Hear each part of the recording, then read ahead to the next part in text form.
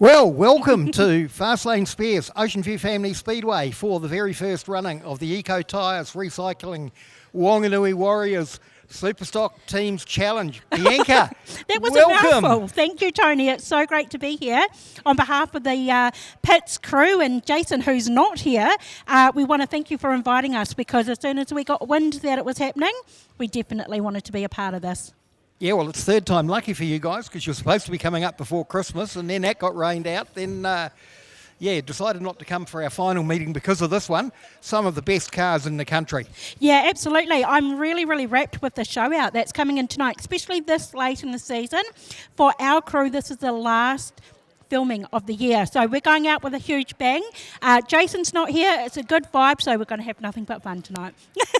Yeah. Well, Jason's down at Cromwell tonight, isn't he, at Methanol Masters? So he's probably in good company with all those over 45 guys down there. Yeah.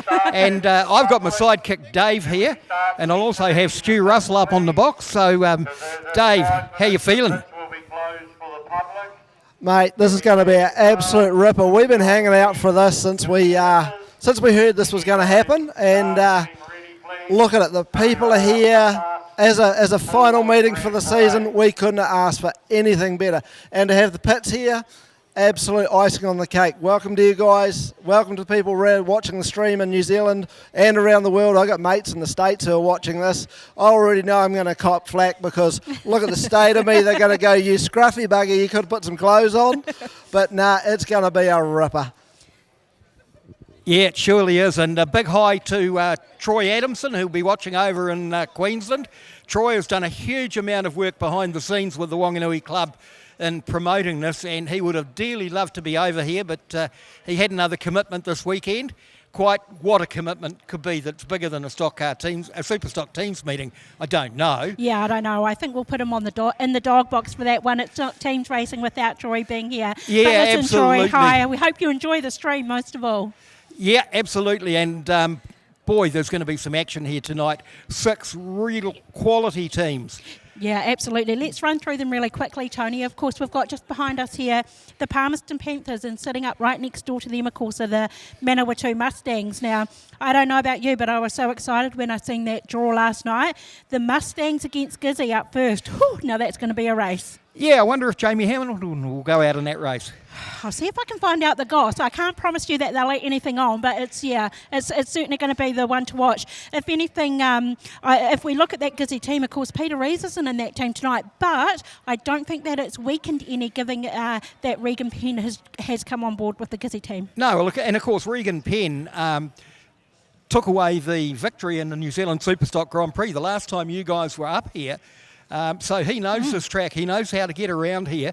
And, yeah, I don't think he'll detract anything from what is an incredibly strong team. The 3 really pacey guys, Asher Rees, Ethan Rees and Josh Prentice, who were, 2 of them, not Ethan, but Josh and Asher were here for our last meeting, and they were just on pace. Yeah. But they weren't lapping quite as fast as Zane Dykstra and Caelan Mooney have been this season, and they're the 2 fastest Superstocks ever around Oceanview. And there's the Wanganui Warriors just down over your left shoulder.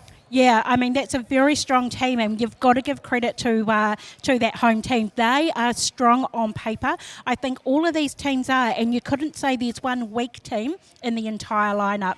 Oh, absolutely not. You know, Hawke's Bay with Brent Stewart coming in to fill in, but alongside Brent Loveridge, Caelan O'Brien, Scott Gallup, he's been really impressive this season.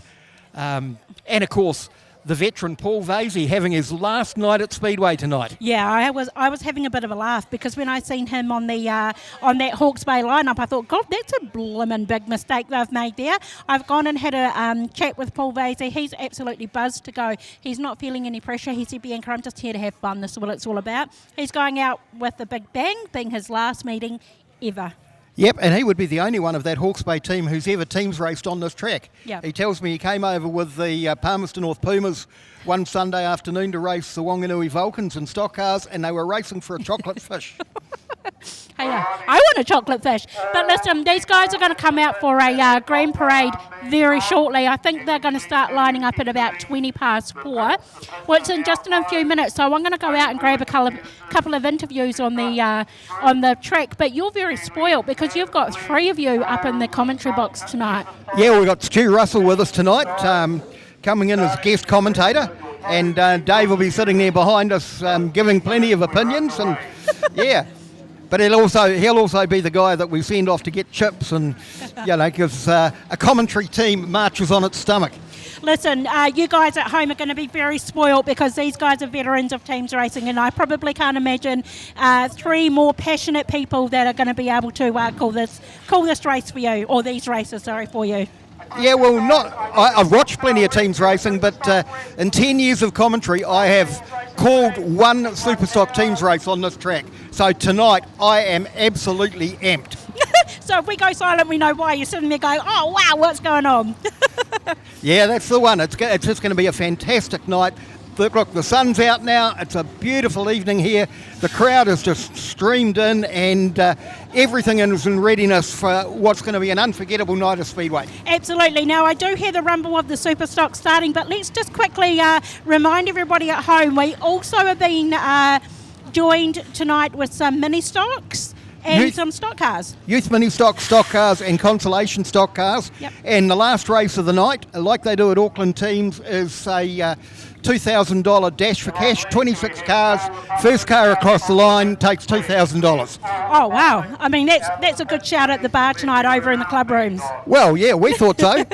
Listen, I do want to congratulate you as well, because Wanganui have done a great job this evening. The lead up to this evening, especially with you celebrating 50 years of being in Speedway just yesterday.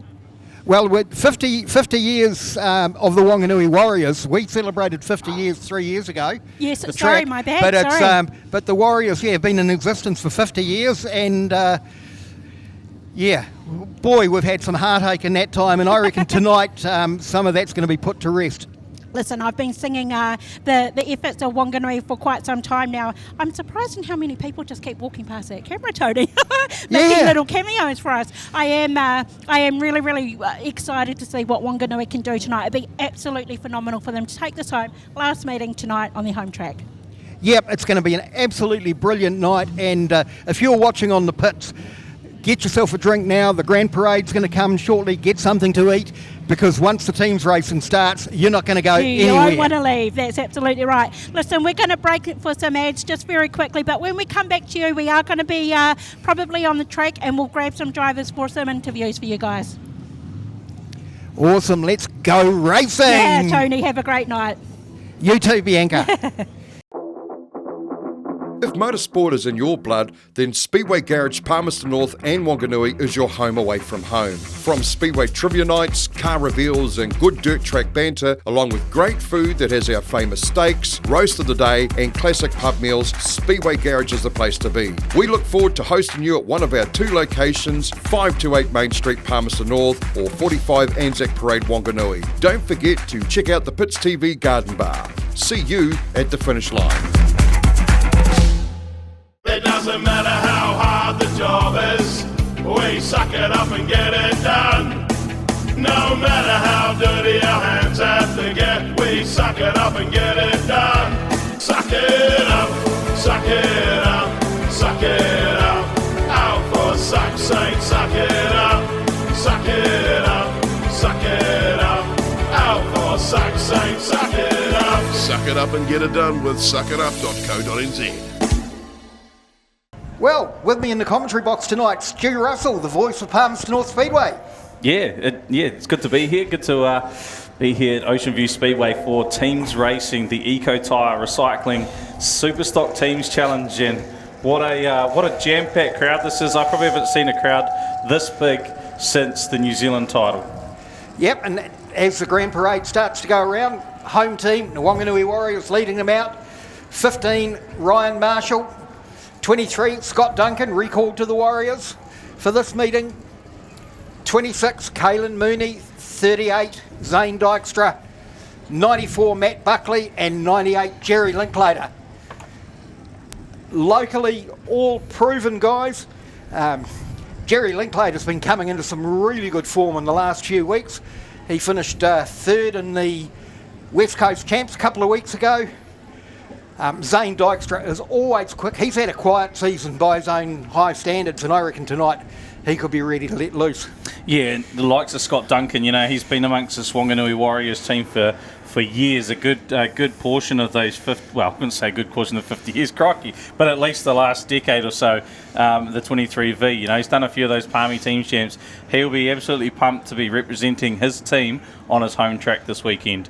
Well, of course, Scotty was pretty much born into the Wanganui Warriors because Dad, George, captained the Warriors at the very first teams champs in Palmerston North in 1981, where they came second to the Palmerston North B team, now the Manawatu Mustangs. So Scott's been around the Warriors for a long, long time, and that culture has rubbed off on him. He takes these races really, really seriously. And Ryan Marshall was a fantastic teams racer for the Kiki side in the stock cars. Yes. And I have a feeling tonight we're going to see a glimpse of just how good he can be in a Superstock teams racing. Yeah, he gets the limelight to himself as well without his brother Dylan here too. So just to change it up a bit for the Marshall team. The next team out, the Gisborne Giants, and a slight tweak up from our usual Gisborne Giants lineup. The 5G Josh Prentice, 29G of James Clark, 126G Asher Rees, 127G of Ethan Reens, 144G of Tim Ross, and on his Giants debut, it's the 235G of Regan Penn. Yeah, and of course Regan Penn won the New Zealand Superstock Grand Prix in last season, about 15 months ago, after James Clark took out Zane Dykstra right down there in the middle of turn 3 and 4. Yes, a couple of Gizzy boys helping each other out there, but he's raced for the Gisborne development team a couple of times. Yep. He's obviously done a fair few teams races for the Meani Mauler stock car team over the years, and now he gets to step it up with the big boys in the Giants team. And he's ready. He's really ready. He's a very talented, very smooth driver. And of course, in Prentice and the two Reeses, you have got just such pace and ability to navigate their way through traffic. And next we got the Bay Park Busters. Let out.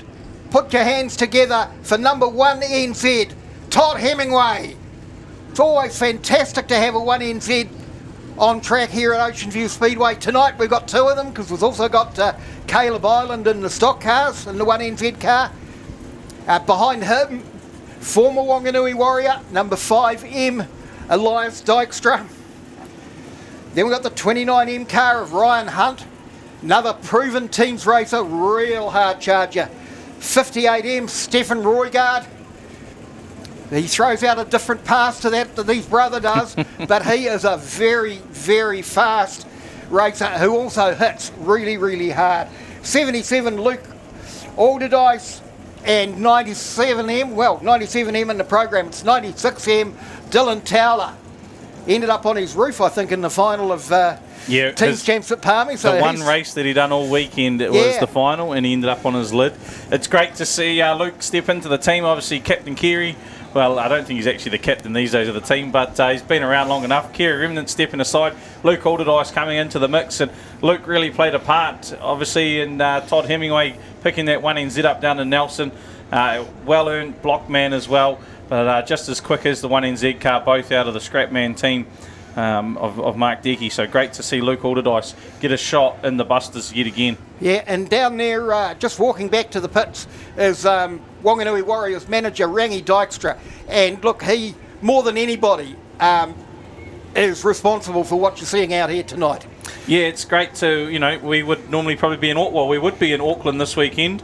With no teams nationals, it's great to see Wanganui and the Dykstras, especially Rangi, use the initiative. Teams are already gearing up to race at teams nationals. Hey, why not put it out there and see those teams that are ready to go come to Wanganui and have a great night out celebrating 50 years of the Warriors. Yeah, absolutely. And of course, you might be in Auckland tonight, but I don't think the weather forecast for up there for today and tomorrow was particularly good. So you might be in Auckland with nothing to do because the Speedway's been rained out. It was only but good. look, the sun is shining in Wanganui and we are ready to go teams racing. Mate, it was good last night for the Wars. You know, they got the job done. So, hey, hopefully that's a good sign for your local Wars as well, eh? Oh, absolutely. Up the Wars! Hey guys, up the wires, what do you like? Listen, I'm down here with James Clark. James Clark, welcome back to the Giants. I've been waiting for your return, and what a return you're making. Oh, you know, we're getting pretty revved up for it. Should be a good night, yeah. Tell us, you've been a little bit MIA this season. This is a meeting from hell to make your resurgence. Can you tell us what's been going on? Oh, just been cruising really, yeah. Life gets in the way sometimes, but yeah, just been working and yeah, sometimes something's got to give. So yeah, we're ready to just send the season off with a big bang and yeah, hopefully come back next year and yeah, give it a good shot. So. James, as much as we love to watch you guys racing, priorities, family and work always have to come first. But listen, it's so awesome to see you back in here.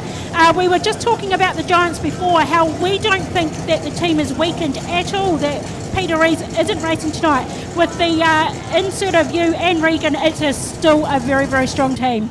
Oh yeah, we're pretty lucky. You know, Gisborne's got a really good following, and yeah, we've got all great cars. And yeah, Peter decided to step back and let Regan have a crack at it, so which is great. It gives a great depth to the team, and yeah, we're just really looking forward to seeing how it all works. And yeah, it'll be a great night either way. A great experience for the club and for the team, and for all the boys. Yeah, it'll be good. Yeah, absolutely. Listen, you're surrounded by a bunch of awesome guys and even better drivers. But listen, James, like I say, welcome back. It's good to see you back. I'll have to wait till next year to be able to talk to you again. But good luck and have a great night. Yeah, no worries. Cheers, guys. Thank you. Cheers. Thank you.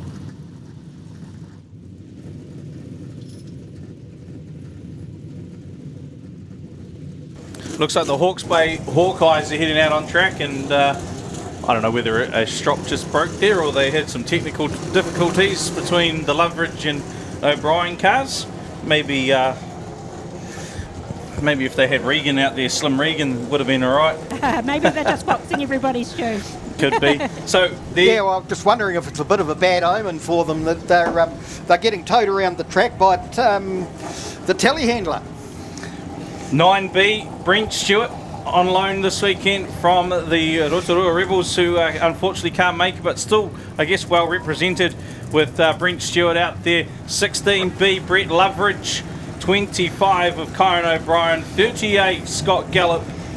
The 351 on his last ever Superstock meeting, they always say that. Paul Vasey. And the 422, Dylan Ashton, a man I'm excited to see. I know he said, I don't want to make this about me, make it about the event, and absolutely we will be making it about the event. But awesome to see Paul Vasey just go, you know what, I'm retiring. Let's just go out, one last hurrah, have a Superstock teams race, eh? Yeah, and look, I warned him in the at the Warriors function last night that there's absolutely no way that it's not going to be a bit about him, because he's a guy that has been around forever. And he's just such a familiar face on the track, and he's a guy that's going to be really missed.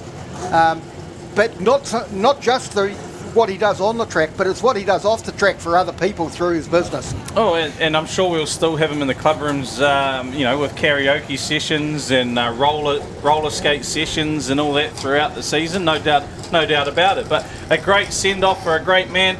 And, you know, we should mention as well Brent Stewart putting his hand up to help the Bay Boys. He's been an integral part of the Rotorua Rebels team the last couple of seasons, putting them at the pointy end of the field each time, winning the final for them a couple of years ago as well. So great to have him. And then obviously the Hawke's Bay Boys, Brett Loveridge, Kyron O'Brien, Scott Gallup and Dylan Ashton, all starting to become a really core group at Miani for that Superstock team. Yeah, they're a really good nucleus of a really strong team, and possibly even a new dynasty for Hawke's Bay. You keep those young guys together, you've got a lot to build on. The Manawatu Mustangs are next out. Captain Jordan Dare, again, his last team's event. Still got a couple more race events to go, but Jordan Dare in the 581.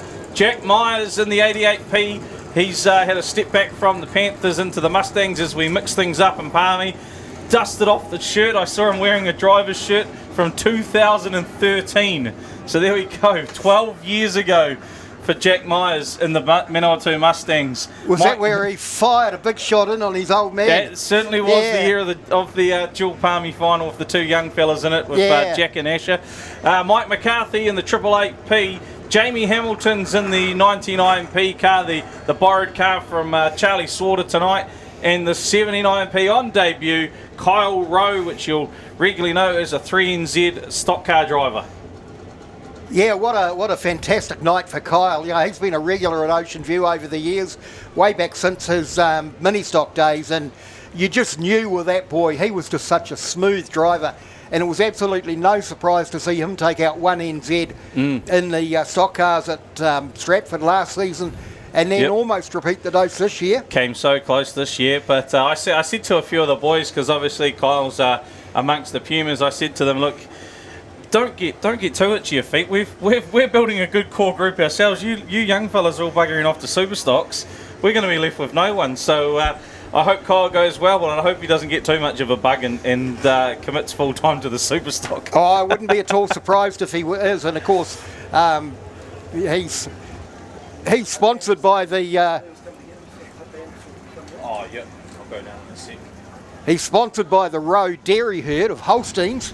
And with the way that dairy prices are at the moment, well, probably it's the perfect time to be buying a Superstock, isn't it? We gave him a bit of slack about Alistair, his old man who's in the car, a bit of slack about that at the Peter Barry team. So, Alistair and Kyle are good people, and great to see Jamie back. Great to see him. They found a car to put Jamie in the car, and it's good to see the P still on the car for Jamie Hamilton. I'm sure this team's going to be a great combination with Jacko and Jordan.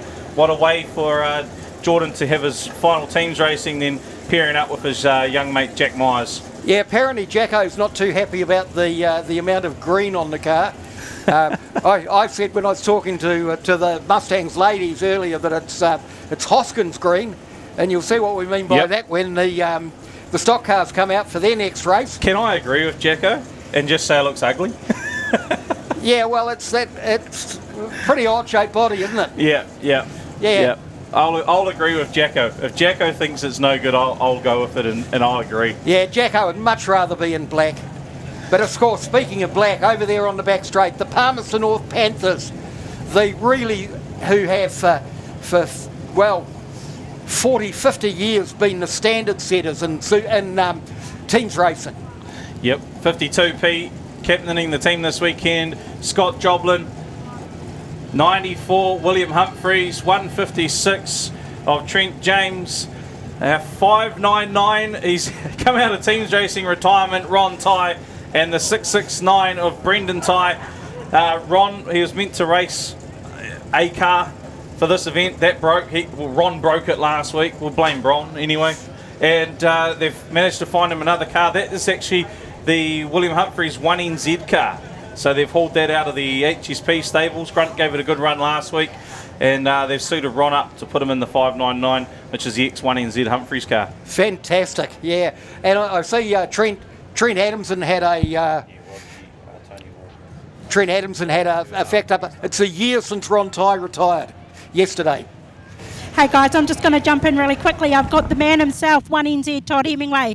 Todd, we were just having a quick discussion. You've never done teams racing here at Wanganui. It's a totally different track. What are your thoughts on the track and everyone trying to send everybody to the hot dog stand? Yeah, it's going to be one hell of a show, isn't it? I think that turn one's going to probably claim a few victims tonight. So hopefully I'm not one of them. But no, I've never, like you say, never teams race here. But definitely looking forward to it. It's going to be a bit of fun.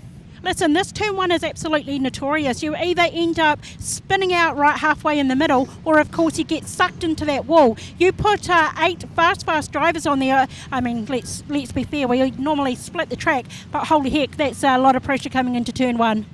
Yeah, it's definitely going to be, if you're at the front, you're going to have your hands full, that's for sure, but I don't know, I think, a lot of us drivers are aware of it, so I don't think anyone's going to try and outrun anyone into there or do anything silly to put themselves in a dumb position, but you never know. I mean, I'd like to think that I'm not going to be in that position, but who knows? I mean, we're all in the same boat here. None of us have really experienced this before, so we're all in the same boat. We all know that's something different, and hopefully we all learn from it if it doesn't end well for us. Listen, I did see Kendall on the front of your car. You're very brave to become racing, especially teams racing, when you have a wedding in 2 weeks' time.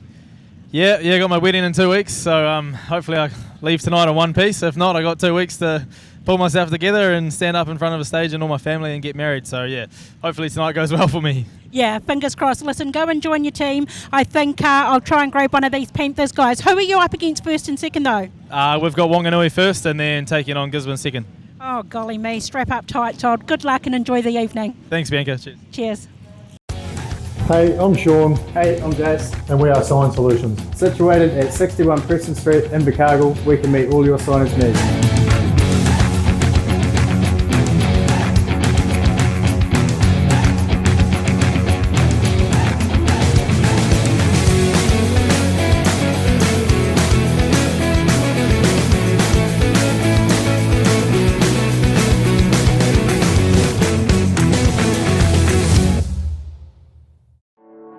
The right machinery and attention to detail is what it takes to produce precision engineering. At Phantom Engineering, they can do exactly that. Whether it's a race car or trailer build, or even alterations, through to anything you need built for the home, your work, or the farm. Come and chat to our team that will take the hassle away. The right gear, the right knowledge, and the right team. Phantom Engineering, 317 Waihola Highway, Melbourne, New Zealand.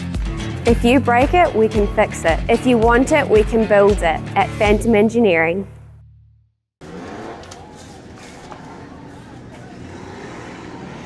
Whoops, we've lost our race order.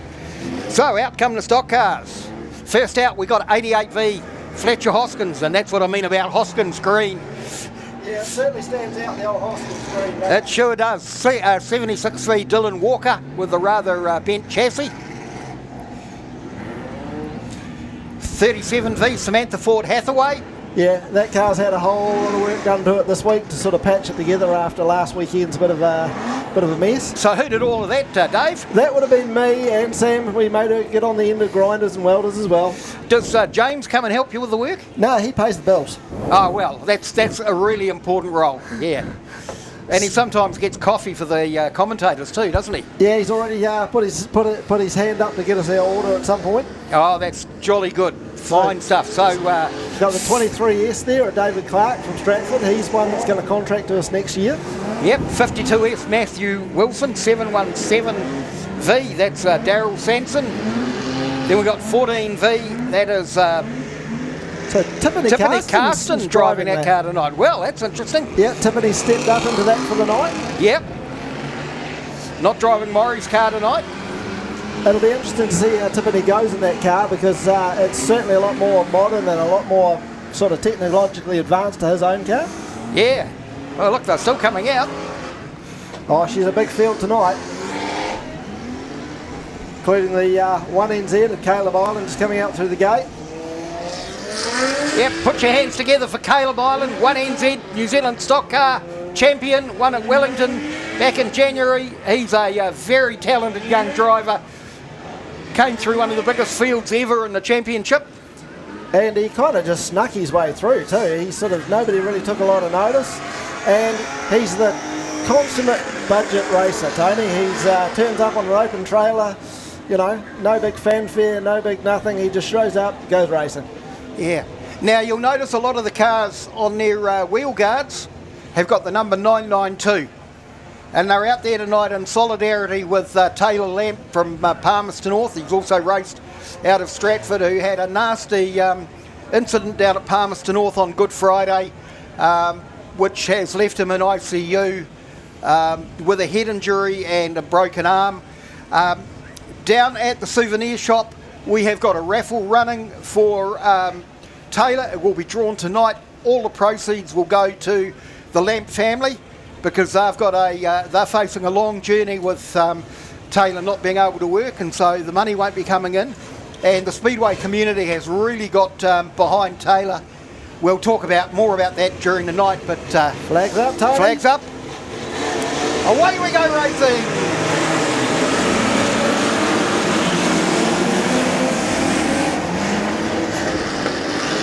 So Fletcher Hoskins comes through into the lead.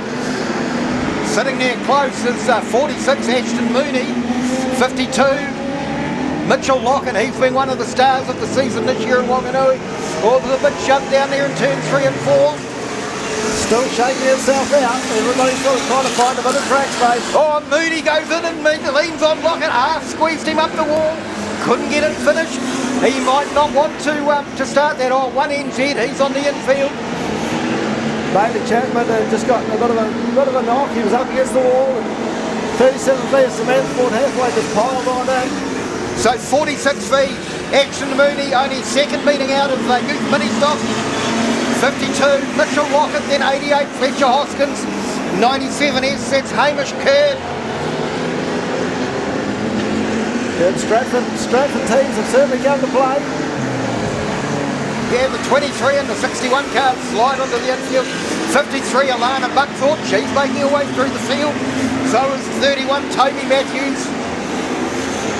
742 Steve Reed.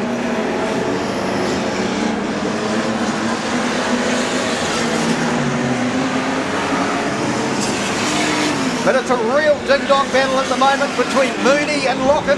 Mooney leans all over Lockett again. Here comes Lockett back. Gets on the back bumper of Mooney, but he's coming under pressure from Toby Matthews in the 31 car. Toby Matthews is just looking under Mooney. He's actually managed to make that work while Lockett's actually got the lead. Yeah, now Mooney's coming under pressure from Fletcher Hoskins in the 88 car. And now having to start to work their way through the back markers now, Tony, and try and find gaps where they come up. 742 Steve Reed, he's making a run forward as well. 742S. Cody Alabaster's up there, but I think he's a lap down. 31 of Toby Matthews in the infield. Oh, we got one up on the wall here. Mooney's taken somebody out. He's got his first victim. Looks like it might be Dylan Walker fed up there. No, it's 742 Steve Reed. Steve Reed. Steve Reed, Stratford Stormer driver. So Ashton Mooney kind of found Steve Reed and decided to fire him up. Yep, and of course with that little lip on the wall now, the cars don't go straight into the wall and stop. They go up and up and up, and if they go far enough up, they go over. Yeah, so just a little delay while they put that car back on its wheels. I see a few other people wearing a bit of damage. Yep, certainly the stock car guys aren't going to be... The 16V at Cody Alabaster's got the right front suspension laid over a bit, so must have taken a bit of a hit. Yeah, stock car guys aren't going to be overawed by their Superstock brothers and sisters tonight. They're going to put on a really good show there. So definitely not good to see the 1NZ on the infield so early. No, hopefully it's only a minor issue and he's able to get that sorted out and get back into the racing. And he's out of the car. Give him a round of applause, ladies and gentlemen. He's been for a bit of a ride, but he's out and walking off. Yep, comes here pretty regularly. Steve used to race out of Bulls. He was one of the legendary Bulls ball bags when he was racing the 42V car. Raced for the Wanganui Vulcans a few times, and yeah, his race has ended in the bunker. So they're just sending the telehandler in to pick up the front end of that 742 car, telling Ashton Mooney to get out of the way, and of course he's being a good lad, obeying the instructions of the officials. So what is the second meeting in for Ashton Mooney in a stock car? And look at the chaos he's creating already. Yeah, well, yeah. I guess, you know, when you got a name like that, you kind of, I guess there's a little bit of psychological pressure to live up to it, isn't it? But, I mean, we've seen Ashton have so many scrapes in the last season in the mini stock that he, you know, like a preschooler who's ready for school. Ashton was ready to get out of mini stocks and get into stock cars. Oh, Ashton Mooney, of course, I think he had more flight time than most of the pilots over at the airport over the back of the Speedway here. He had a big season in that mini stock with a lot of airborne stuff going on. Yes, a couple of times he's managed to grab another car and go back out there and have fun. So they're just picking up the 742S car. Hopefully not too much damage, and we see Steve back out again a bit later on. Yeah, no, it was pretty gentle. He just sort of slipped down onto his side. Might be a bit of a bend in the wing, but yeah. The good thing we've got here is that the fence posts are set well back from the lip of the wall, and not very often you see a car get up and threaten those posts, but I'm sure they've got a strategy for sorting them out. So the 742's back on its wheels. The Diamond Cut Wheels tow truck will pick that up and tow it back into the middle. All the other tow trucks slow down. Oh, we got the Duncan tractor here tonight by the look of it, the 23V tractor. The blue ISF. Oh, the Duncan family are a great lot of sport to the Speedway here at Wanganui. Fantastic people. So, yeah, great to have them on board. Yeah, well, of course, George, as we said, a past captain of the Wanganui Warriors. Unfortunately, passed away 6-7 years ago.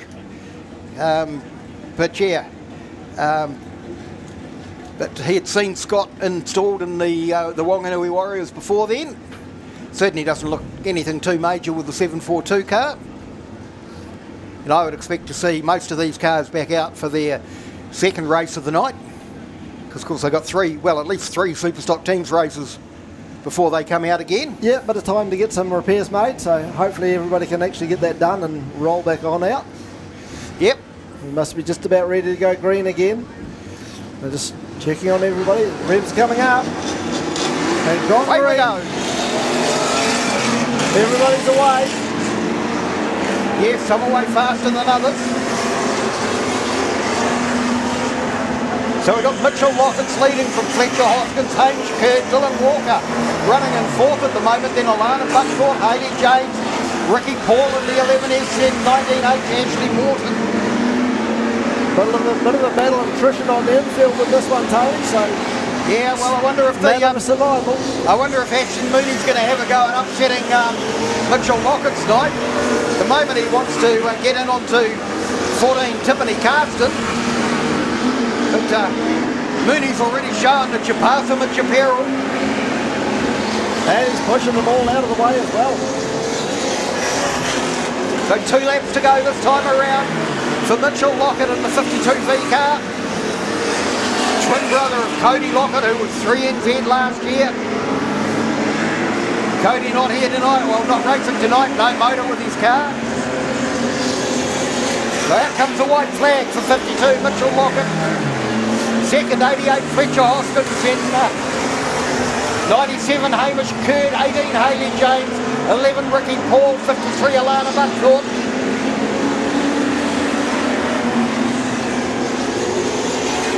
But here comes Lockett, takes the checkered flag, first race of the night.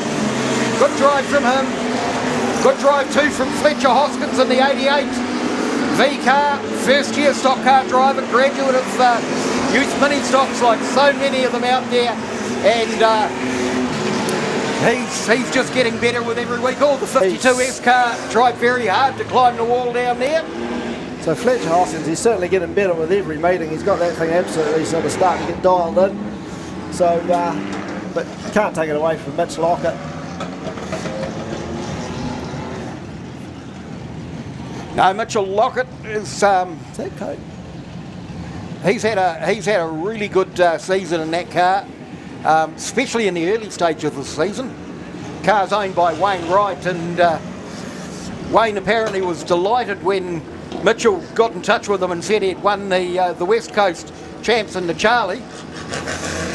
And said, well, finally a car I own's won something. So put your hands together for Mitchell Lockett as he takes the checkered flag around. And yeah, it's time to get excited. Right, Tony, I'll hand you back to our legend from Palmerston North, and I'm just going to shoot down and check up on my car and see what they've wrecked. Stu Russell, the man, the myth, the legend. You guys are blow asses, eh? Look, we have some fun. They don't call us the Dodgy Brothers for nothing. Yeah, mate.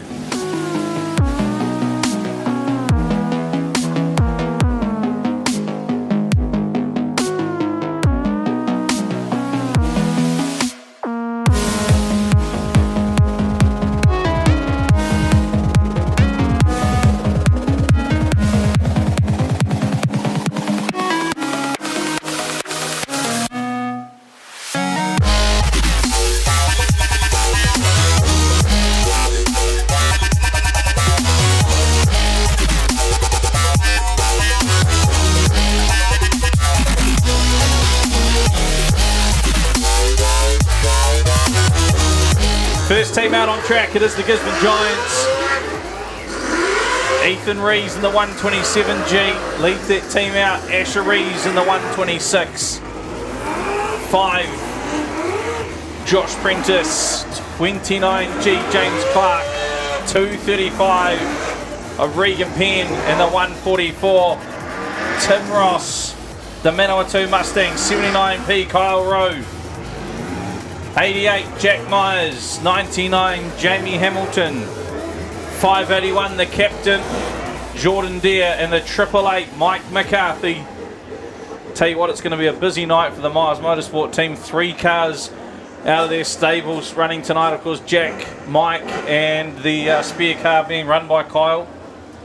Yeah, Dave and I talked about that earlier, and I suspected that might be one reason why Jack had come over to the Mustangs for this, because logistically it's going to be much easier for them to repair 3 cars in one team than it is spread across 2 teams. Yep, you're definitely right there. Jamie Hamilton in the Marty Jones car. Yeah, Marty Jones. Talking to Jamie, first time he has raced a car with a beam front end. Every car he has driven has had independent front end. There you go. Well, that's going to be a learning curve, isn't it? Already, he has driven it out at Harrisville and said it's one of the smoothest cornering cars he's driven. Not bad for an old Rees, eh? Yeah, well, yeah. Not one of these new generation Reeses, you know. Any issues, the cars are allowed down to the pit gate for the 3-minute bell. To generally in these sort of circumstances, it's a bit of suspension, set up, tyre pressures. You guys aren't too bad with the sun here, but I see a little bit of sun into turn 3. But you know, there's nothing too major here in that sort of circumstance. But they are entitled to that. Obviously, it looks like all 11 cars happy. The 6 Giant cars, the 5 Mustangs cars. 4 cars from each team will line up in a staggered grid formation. Unsure who drew pole. I believe they were all done. Well, I hope that it wasn't flashed up that Kyle Rose on pole, because that's team tactics. You never know who's on pole, but I don't know which team has drawn pole is what I mean. They actually done the coin toss earlier in the piece, and we missed grabbing all those details. So seems to be the Gisborne Giants have drawn pole, and it will be Asher Rees that will start from pole. Kyle Rowe is on debut, the first time Superstock Teams racer regularly lines up for the Palmerston North Pumas stock car team. He's on the outside. From row 2 on the inside, the 581 Jordan Deere for the Mustangs, the 127 Ethan Rees for the Giants. Row 3 is the 5G Josh Prentice for the Giants, 88 of Jack Myers for the Mustangs, and off the back row, the 888 of Mike McCarthy for the Mustangs on Giants debut, 235 Regan Penn. Sitting this one out, Jamie Hamilton for the Mustangs. It'll be James Clark and Tim Ross for the Gisborne Giants. 10 laps the distance here, Oceanview Speedway. It's race 1 of the Eco Tyre Recycling Superstock Teams Challenge. Safety vehicle with our track officials back to the infield, drivers to the bunker with team managers. We see the handshakes going on between drivers and managers. We are in the starter's hands. The young man down there with the green flag. We get the green. Roey's on the brakes. Asher Rees as well, trying to control Jordan Deere. Jack Myers is backed up. No one's made a play for it yet. Jack Myers now covering Regan Penn to the infield. Kyle Rowe watching the situation. Now this is a different role for Kyle Rowe. Normally we see him as a key runner when he's in black for the Pumas. He's looking like he's in a block roll, but he's off and away. The 79 for the Mustangs this time as Jordan Deere leads us through the first lap. And looks Jack like Myers and Ethan Rees down here in turn 1. Prentice in second. Rose holding off Asher Rees, although he's just been spun up there. Mike McCarthy moves through as this Regan Penn. Ethan Rees trying to hold off Jordan Deere at bay, as is Jack Myers here with Josh Prentice. Regan Penn coming in pretty quick down in turn 3's where all the action's happening. Mike McCarthy's on the tail as well as Regan Penn's out wide. Look at the punt from McCarthy. Ethan Rees has picked them up. Regan Penn's in the lead. Jordan Deere in second. Mike McCarthy in third. Great block job there from both the Mustangs and the Panthers. It's pretty level pegging at the moment. McCarthy gets got away. into the lead. McCarthy in the lead. Jordan Deere and Regan Penn tussling it out here for second. Oh, here comes Josh Prentice. Prentice into second. Deere into third. Oh, he leaves himself open. Asher Reeves went for a big swing there. Didn't quite get him. McCarthy being protected here with Jack Myers in behind. Kyle Rowe just leads Ethan Rees out wide. The young block man for the Mustangs putting it on the line. They hit the wall. That allows McCarthy to go in underneath. Oh, Ethan Rees read it perfectly. Think there's a bit of damage to that right front of McCarthy. Yes, there is. He can continue on though. No. Actually, it's all pumped up. Very good there. Rowe slots in front of him. Goes wide. Lets McCarthy on the inside. Still in second place, Asher Rees. As Jack Myers got Josh Prentice parked in the wall. Yeah. So Mike McCarthy, your race leader. 6 laps down, 4 to go. He's covered with Deere in front, Rowe behind. Asher Rees chasing hard in second place. Regan Penn now on the pole line, as is Ethan Rees. Look at the position McCarthy's in though with the car in front, the car behind. He's just been tagged there by Penn. Rowe's going to have to do something about this. They execute this in the tight Wanganui corner, catches them both out. McCarthy goes into behind Rees, and Asher Rees will take the race lead. McCarthy gets away, but he's in second now. So Asher Rees, the race leader. 2 laps to go for the 126G. Kyle Rowe, the next car in wait as Jordan Deere puts a shot, or Prentice pulls out on Deere, I think it was. Rowe now, what's he going to do? Oh, he pulls to the infield. Oh, Jack Myers has got some front end damage. So white flag, 1 to go for Asher Rees. Right at the last moment here. Looks like the Giants are pretty comfortable. McCarthy spins up Ethan Rees. Nowhere to go. Jordan Deere tags the 127. But Asher Rees out of turn 3. Turn 4. The 126 takes out race 1. For the Gisborne Giants, they come to the line. Mike McCarthy's been put in the wall. Manages to cross over in second. Jordan Deere third. Well, that's unfortunate for Kyle Rowe because on the infield he was sitting in 4th place. If he could have made it to the line, would have given the Mustangs a few more points there, but it's going to be Asher Rees, 126G with the win. 888P Mike McCarthy home in second place. 581 Jordan Deere in third. 127G Ethan Rees in fourth. 235G Regan Penn in fifth.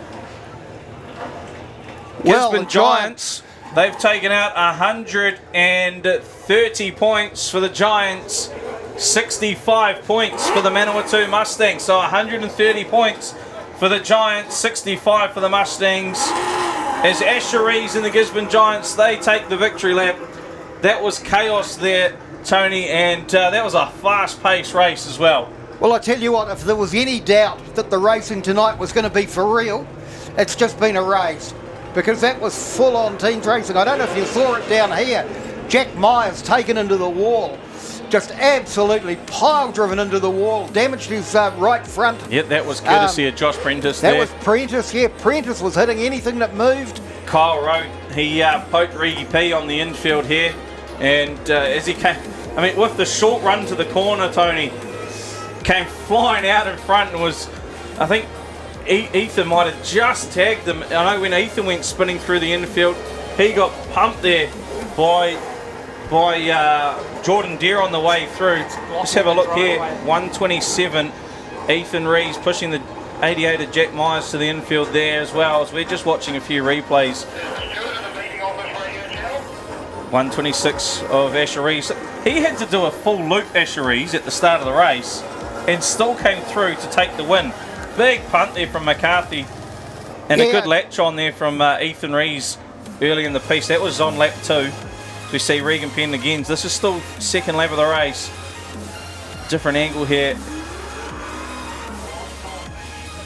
Yeah, well, towards the end, McCarthy looked like he had the race under control. He had a car in front of him, a car behind him, and then it just all happened on turn 3, and Asher Rees came from a length of the straight behind to just blast past them into the lead. There's the Jack Myers hit into turn 3. Isn't that a huge Wow, hit? that was huge. Yeah. Yeah, so those Myers Motorsport boys, they've got a bit of work to do, haven't they?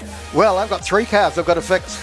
Josh Prentice with the pull out there on Jordan Deere, just tagged him nicely. If he went round, that would have been ideal. McCarthy, this was the one McCarthy spun up Ethan Rees, and the pace that they were going at, as Ethan comes off the track, poor old Jordan Deere, nowhere to go, straight into him.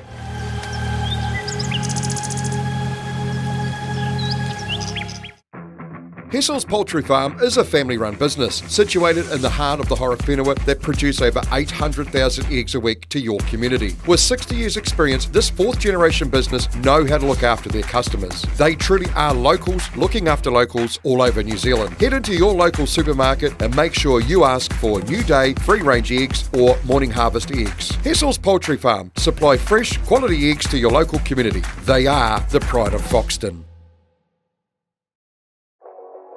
Everyone has accidents, but thankfully, there is always someone there that can help fix your problem. Fraser and the team from Elite Wheels in Christchurch can put your wheels back to the way they should be with state-of-the-art equipment and operators that will have you back motoring in no time. Custom fabrications is their specialty, from wheel manufacturing and whitening to suspension manufacturing and modification. Elite Wheels have you sorted. Elite Wheels is also the preferred repairer for all major insurance companies. Drop down and see the team at Elite Wheels, 240 Annex Road, Christchurch.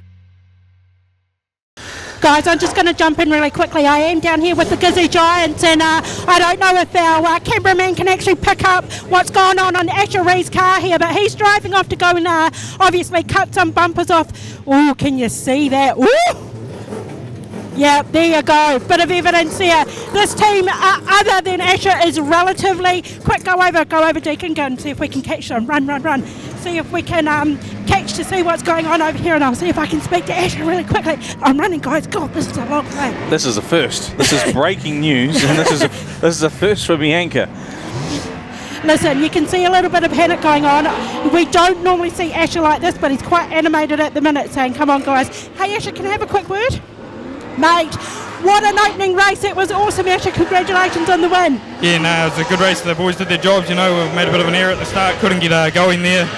But we got it sorted, and yeah, we'll do some quick steel work and get ready for the next one. Asher, that race was so well read. I can't believe it that you came in pipped old McCarthy with 2 laps to go. Congratulations. I know you've got a lot of work to do, so I'll let you get back to it. But first blood's got to feel good. Oh, that's it. It was pretty good for the little club here. You know, you get their first one out of the way. Everyone's a bit scared of that first corner, but it is stock cars out there, and we love it. Excellent one. Well done.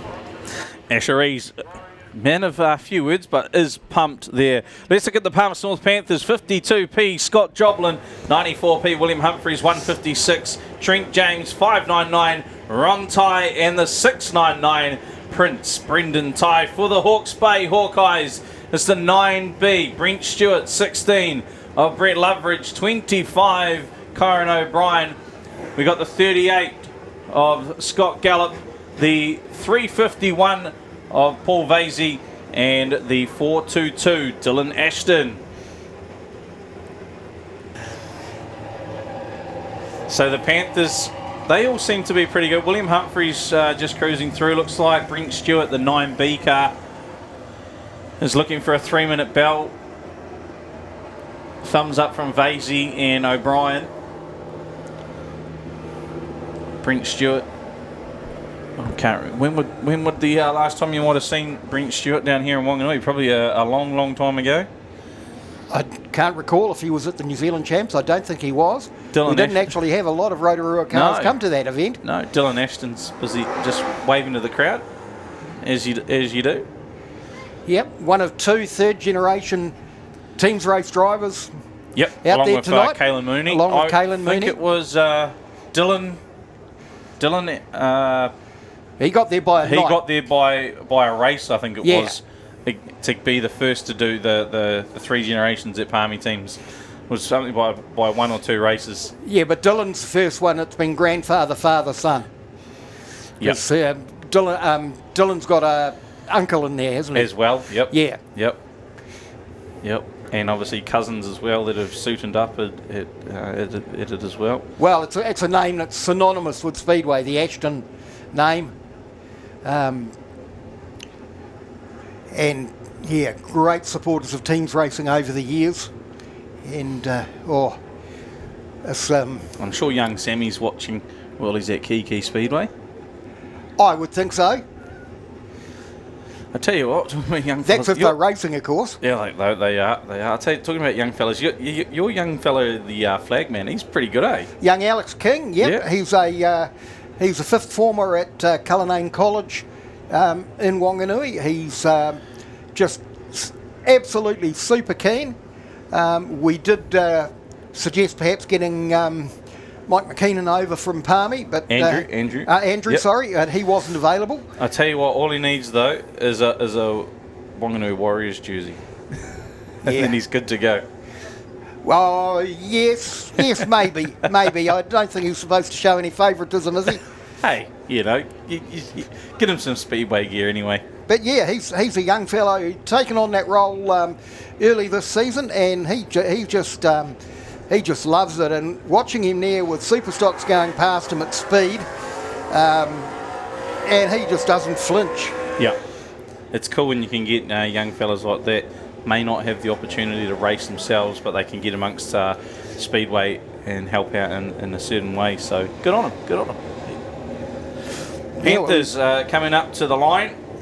William Humphreys, the 94, obviously starting from the front row, and the way Marty Jones is standing there, clerk of the course for these teams races, and then he has to go in and clean his Superstock. He looks to be standing there awaiting a Hawkeye to the outside. So the Panthers have set the pole high. Notice in that first race that Asheries was quite low in the piece. Kyron O'Brien coming in behind for the Hawkeyes. So it's going to be Scott Gallup on the outside of the front row for the Hawkeyes outside William Humphreys. From row 2, the 25B, Kyron O'Brien for the Hawkeyes. 669 of Brendan Tye to his outside for the Panthers. Row 3 inside, it's the Panthers 52, Scott Joblin. Brett Loveridge, the 16 for the Hawkeyes, 16B. And off the back, Brent Stewart, the 9B. And the 156P for the Panthers, Trent James. So Ron Tye sitting out for the Panthers, their manager Scott Myers. And it's Dylan Ashton, Paul Vasey sitting out for the Hawkeyes. Don't actually know who's looking after the Hawkeyes tonight. Might be James Buckrill. Someone out there in the yellow hivers. Quinton Butcher. There we go. We've got the green. Humphreys, bit off the pace there at the start. Gallops on the brakes. Brent Stewart stuck in behind Scotty Joblin. Humphreys is trying to control Kyron O'Brien. He's obviously waiting for Joblin to come through. Joblin's been spun up. The Hawk. Oh, it's going to save it. Brent Stewart is about to go around as well. Brent Stewart's going to have to go into the defence now. He gets pushed to the field. He gets spun. And that's exactly who Humphreys is waiting for to go through. The Panthers are running 1-2. Trent James are waiting. First car they have to come by. Joblin to the outside of Loveridge. Now Humphreys. They come up on Scott Gallup as well. Brent Stewart's got away. Stewart now up into second. Humphreys in behind. Scott Gallup gets led to the wall. The Hawkeyes got him, held him up. Brent Stewart now goes to the inside of Humphreys. He grabs the lead. Brendan Tye shoots through into third, the 669. Joblin goes off the pace. Trent James is taking care of courtesy of Brett Loveridge. Now Joblin with Loveridge in the wall. It's Brent Stewart though who's got away, the 9B. Leads the charge as William Humphreys gets parked in the wall down into turn 3. Stewart in the 9B ahead of Brendan Tye, the 669, 3 laps into it. Kyron O'Brien in third. Scott Joblin in fourth. There your lead lap cars as Trent James does the loop round after taking Loveridge to the infield. So Humphreys has occupied Gallup. He's not moving. He's decided he'll park there for a bit. Trent James the only block car. Now Humphreys tries to get up. He's lit up and he's well jammed in there as Trent James goes to work on Kyron O'Brien. Scott Joblin trying to get by Brett Loveridge. It's still Brent Stewart leading the charge. Brendan Tye in second. O'Brien getting led out there by Trent James. Up over the top he goes. Now the race back to the track on this small Wanganui infield. Joplin can't get by Loveridge, and at the same time, Brent Stewart just sails on by. Brendan Tighe gives Joplin the tap, goes through. O'Brien comes for a big shot here. Bonnets lift up. I think something's lifted there on between the two cars as Trent James has the leader held up. Brendan Tighe, can he get through? Oh, he takes a stab at the 9B, puts him in the wall. Brendan Tighe's your race leader. 2 laps to go. Kyron O'Brien is swinging a miss there. The 669 is your race leader, comes up on Loveridge, tries the outside, flicks him round, goes through underneath, still leads the race here. Humphreys and Gallop have gone through a big punt off the end from Brent Stewart. They both come to a stop. Stewart's underway though. Humphreys, can he get Stewart? He gets put on the wall. Stewart tags on the way through. White flag, 1 to go. Brendan Tighe, the left, right front's locked up there. All sorts of problems. Trent James, he's got 1 chance now. Down the back straight to hold up the 9B. What can Joplin do? He's got to get amongst it. Stop the 9B. They've got 1 corner to go. Looking to the inside. Brendan Tighe's limping. He's pushing him to the line. Who's going to get there first? Brendan Tighe at the line. 669. Brendan Tighe takes the win for the Panthers. What a finish. Margin of victory 1.6 or 0.167 seconds. Nothing in it. 1/10 of a second at the line. We wait for the cars to die down a bit in noise and pace as they all sort each other out. Trent James must have been sitting on those brakes. But Brendan Tighe, the 669 car, he comes through, takes the win from the 9B Brent Stewart, 52p Scott Joplin in third, 25B Kyron O'Brien fourth, 156p Trent James in 5th place. That gives the Palmerston North Panthers 135 points to 60 for the Hawke's Bay Hawkeyes. Panthers 135. Hawke's Bay Hawkeyes 60, and Brendan Tighe picks the win up. Unbelievable. Trent James picking up the race leader on the last lap through the last corner. He would have been sitting back in that seat. He would have been pumping those brakes, waiting for Scott Joplin to come round and give him a hand. Full credit to the Hawkeyes as well. Scott Gallop took care of William Humphreys in that one.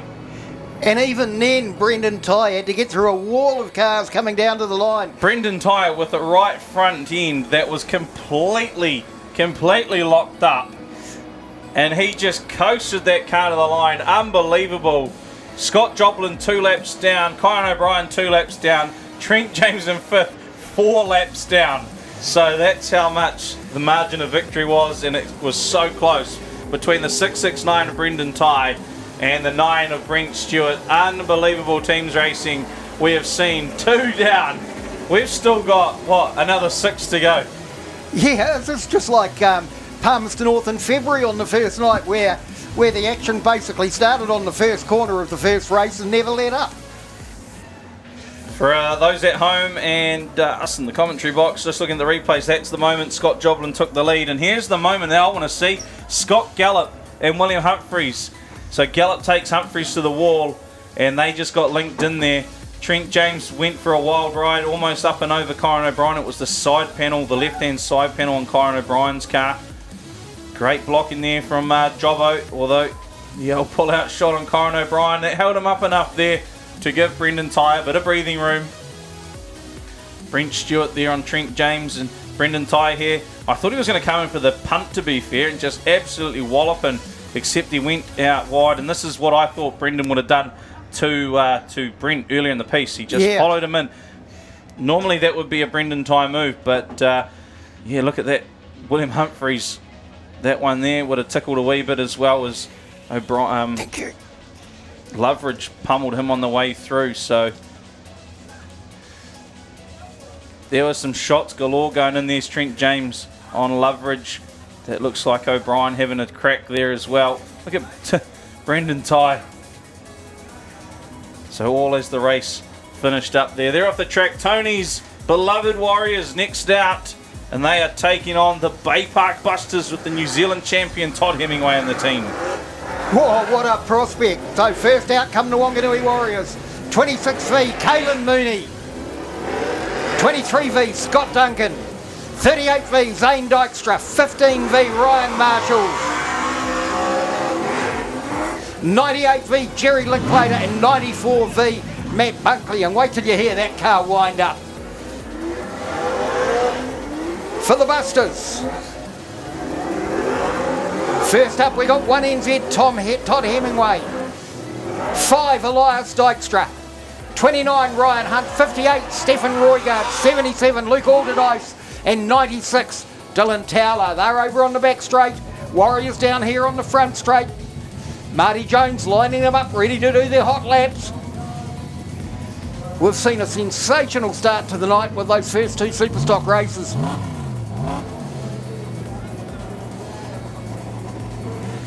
So, just waiting for the water truck to head away. A little bit more moisture going down on the track. Not that it's really needed. Been a really perfect day today for Mike Johnson to get this track ready. Hey guys, I'm down here with Brendan Tye. That is the perfect example of just keep racing to the flag, Brendan. I'm speechless. That was freaking awesome. Yeah, no, it was bloody good. Trent held them up right at the end. That last minute, I was like, I need to get them here, and I had to go with the buggered front and everything. Just carry on. Brendan, I honestly thought you were going to take a punt coming out of turn 3 and 4 on anyone that was there, but you were like, hell no, I'm going for the checkered. Hell no, got to get the checkered. It's all on points, and I was up there. I knew I was in the lead, so I had to get the win because that's most important at the end of the night.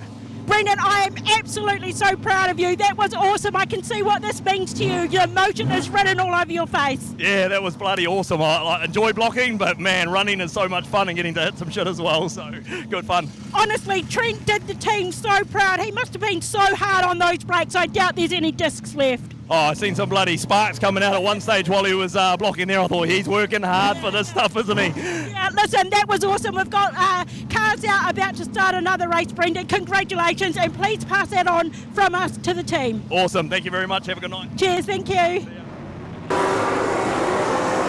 Right, well, at least it's going to be easier to follow these 2 sets of cars. Nice contrast of colours. Keep your eye on 5M Elias Dykstra. He hits like a sledgehammer. Raced for the Wanganui Warriors a couple of seasons ago, but lives up there, up in the Bay of Plenty. Okay, well, you see they've got the screen up around Jerry Linklater's car. Don't be alarmed by that. It's really just to give the driver some privacy while the medics get in there and do what they have to do. Give him a chance to have a breather. Yep, looks like they're not going to be in any rush to get Jerry out of the car. In fact, they'll probably take the car to the shed and get him out there. But in the meantime, the drivers, rather than sitting out in the middle of the track, they're just going to go back to the pits and they'll get called out as soon as everything's ready to go. Yeah, so but yeah, certainly not the start to the night we wanted. No, so say don't be alarmed. To say the screen's purely there. You've got to give the driver a bit of privacy, a bit of time, catch his breath and everything. But Bianca's down the pits. We're going to throw to some interviews, or we let these boys resort, and we'll go back teams racing very soon. Yeah, guys, cheers. Thanks for that. Hey, I'm down here with Ron Tye, who's fresh out of retirement. Ron Tye, I mean, look at the smile on your face. You were asked to come and fill in and you jumped. There's no way you were not coming racing with your boy. You said it. There's no way I was going to turn it down. When they asked me to come and run for the black with the boy, I just jumped at it. Did you think that the first blood in the first race of tonight was going to go the way that it did? Oh, I knew they had it in them. Of course they, yeah. Now, I seen you give your son, Brendan, a well-deserved hug. How proud of you are you, Ronald? Oh, I'm totally proud of him. The whole team, actually, but the boy, he's on fire. Listen, let's be fair. He's had a bit of a mare of a season. He's normally up there or thereabouts. This year, he's been, sort of running mid-pack all the time to decide, right, this is my night, this is the time, what a race to do it in. Oh, yes, definitely. Most definitely. And, yeah, I'll take my hat off to him and the other fellas. So, yes, I don't mind sitting on the amphitheatre and watching them. I'm part of their team. Listen, Ronald, I had to have a laugh when I heard that you come out of retirement. I was like, what idiot has let Ron Ty come out of retirement and ruin their cars? But do you know what? You fit into this crowd so well. I mean, it's a pleasure to have you back. Oh, yeah, I love the sport and I love teams racing. I sat and watched Palmy teams. And I just couldn't do it. I was sitting there crying. Yeah, it is. You almost sort of go, you know what the drivers are going through, you know what they're experiencing, and especially when your son is in the team, you kind of want to take that away from him too. Oh yes, definitely. Yeah. I'm speechless for the way the boy races and just how good he is. Listen, I was sitting up there with a bunch of other Palmerston Panther supporters, and they were all on their feet. They couldn't believe it. And to win by, I'm no Mark Scaife here, so timing for me is just like, but it was like 0.01 of a second. That was awesome. Yes, it definitely was. Definitely. I was going, hurry up, boy. Like I said to Brendan, I thought he was actually going to knock one of them coming out of turn 3 and 4, but he was like, he only had eyes for that checkered flag. But listen, I'll see if I can go and speak to a few other drivers. I might go speak to Trent actually, because he needs a well-deserved congratulations too, didn't he? Oh, he definitely does. He done brilliant. He was put in the block and roll, and he done a brilliant job. Yeah, he did. He's for a young man, he's definitely not afraid. Hey, Trent James, we're just talking about you. Hey, Trent James, congratulations. I think you were the driver of the race in that one there. Holy hecker. How's your brake disc looking? Oh, probably pretty hot. More like my clutch as well. Blew first gear about halfway through, so we just had to make second gear work. You definitely held that team up. I mean, you were just out to hold anybody up, anybody and everybody. You did well for your team, and Brendan coming home in true fashion like that was awesome to see. Yeah, just starting to try to get a grip of this blocking and just being able to go in every part of the team, and I think I proved there that I've got what it takes. So yeah. Trent, it is definitely a change from going to a mid-pack or a flyer straight down to a block roll. How were you a little bit nervous when they said you're on the block? Oh, yeah, I'll do any role that I get told to do, Just go out there, do your job, and when everyone does their job, you walk away with the goods. Listen, I'm going to go let you talk to your team. You maybe go check those brake discs. I'll see if I can catch some other drivers. But well done. That was definitely the driver of the night for me. We're going to come down here. We're in the Mustangs team here. Oh, gosh, who have we got in here upside down? Kyle Rowe. I wanted to speak to Kyle Rowe. He looks a little bit busy. Kyle, can I grab you for an interview, mate, or are you a bit busy? Yeah, I'll just grab Okay, he's just going to grab a drink really quickly. Of course, Kyle Rowe's made the jump up from the stock car to the Superstock grade. Kyle, congratulations. It's awesome to see you in a Superstock. Yeah, it's pretty cool to be fair. Bit of a step up in the stock car, so it was nice and busy out there. Yeah, I bet. Now listen, Wanganui isn't a fast track for teams racing, not like your home track of Palmerston North, of course. So how did you adjust to not only being in the Superstock, but to a shorter straight? Yeah, well, there's a lot to learn at once, to be fair. So it was a first for me, a Superstock teams race. So it was just, keeping an eye on the mirrors, make sure no one catches you into the corners. So, yeah, I was just trying as hard as I can, really. You're normally a runner in your Puma team, but you kind of switched gears and made it into the block roll. How did you manage that? Or, it's a huge swing and adjustment for you? Yeah, it was sort of just how the race unfolded a little bit. So I got caught up a couple of times and just didn't quite get going as well as I would have liked to at the start. It was still a really good race. Unfortunately, Asher pipped Mike McCarthy, I think it was, on lap 2, with only 2 laps to go. A little bit disappointing, but for 8 laps, you guys were really, really strong. And Gisborne, let's be fair, is a pretty good team. Yeah, we gave them a fair race for it, so it was good. Yeah, absolutely. Listen, we'll see if we can carry on down the line. It's really unfortunate to see one of our drivers hurt already, but we'll see if we can go grab some more interviews. Kyle, really appreciate you taking time out to speak to us. Thank you very much. Sweet, thank you. Cheers, guys. We'll see if we can find Jordan Deere actually, because of course he is the captain of the Mustangs. Oh, look at the guys down here. Hey, Jordan, look. Oh, I've got A plethora to speak to here. Let's speak to Jack and Mike McCarthy. Guys, I've got to say, I said to you earlier, Jack, green suits you. Oh, I don't know about the green, but no, it's good, bit of change things around, learn a few things out of it, hopefully.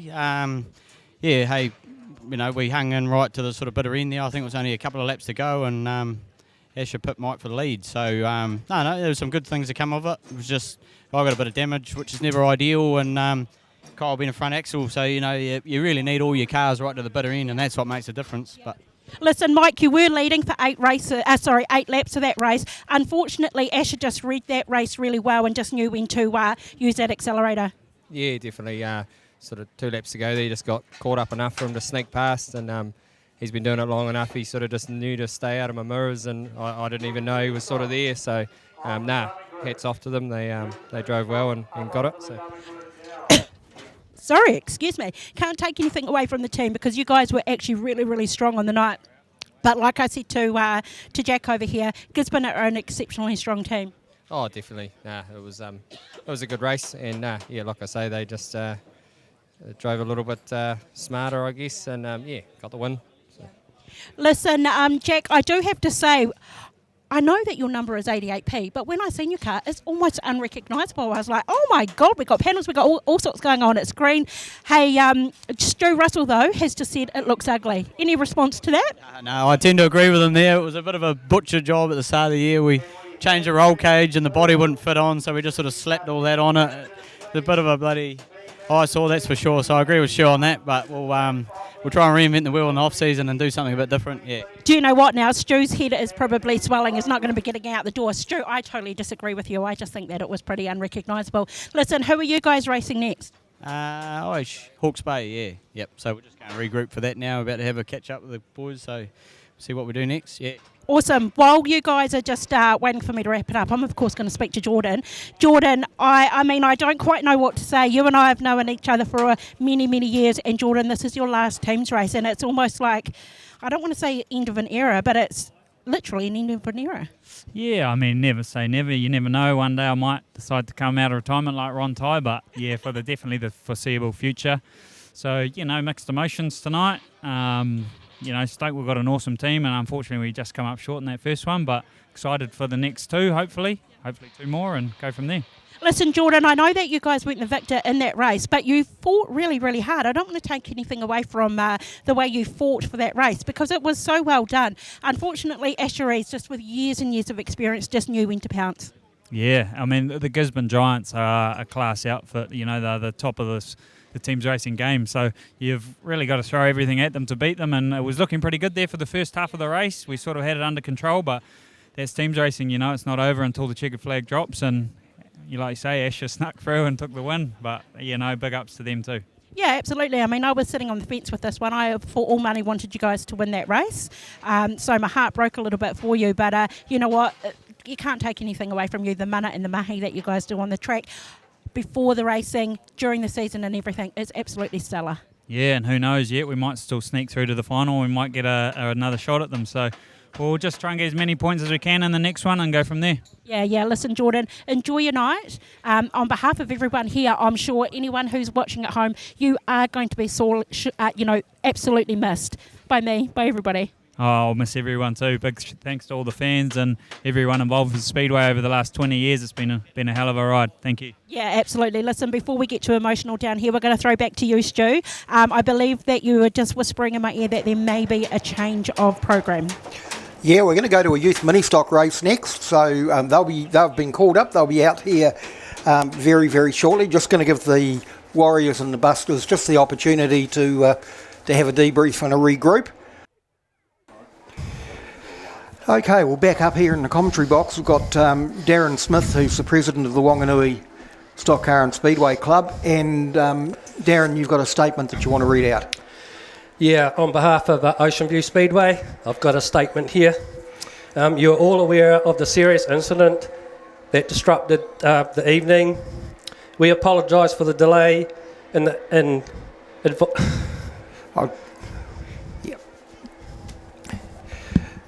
I'll take over for Darren. We apologise for the delay in advising how we proceed tonight. After consultation with the teams and Jerry's family, we advise the following.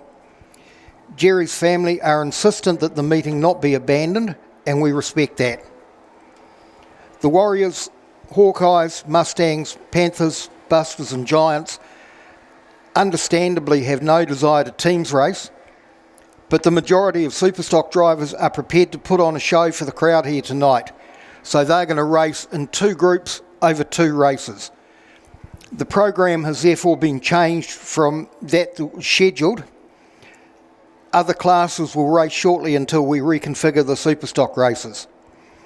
We thank you for your patience, and all our thoughts are with Jerry and his family, who has now been taken to hospital. So, thanks, Darren. It's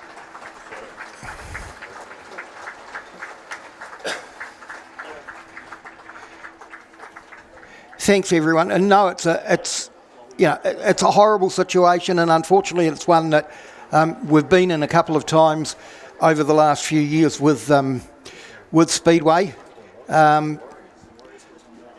It's certainly not something that we ever expected to happen here at Wanganui, but as we said before, Speedway New Zealand have a protocol that they're required to work through. They have done that. The managers have met. They've come up with that statement. As you can see, Mike Johnson's out now watering the track, so there is going to be racing shortly. But unfortunately, we're not going to be able to bring you a teams program tonight, which is really disappointing for everybody. But look, you've still got some of the best Superstock drivers in the country here, and they're going to come out and put on a show. And I tell you what, that track is super quick tonight.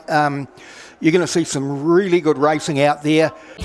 The St Nicholas is a familiar sight around Bluff as she steams out to capture Can-Do Fishing's famous Bluff Kinner. Once caught, the Kinner is brought back to the purpose-built factory in Bluff where it is processed, packed and shipped fresh to you. But that's not all that Can-Do Fishing can do for you. Try some of their greenbone fish or delicious power products and you will soon see why seafood from the Bluff is world famous. So head to your local fish market or supermarket and ask for Can-Do Fishing Kinner, fish or power. Can-Do Fishing, there's nothing we can't do for you.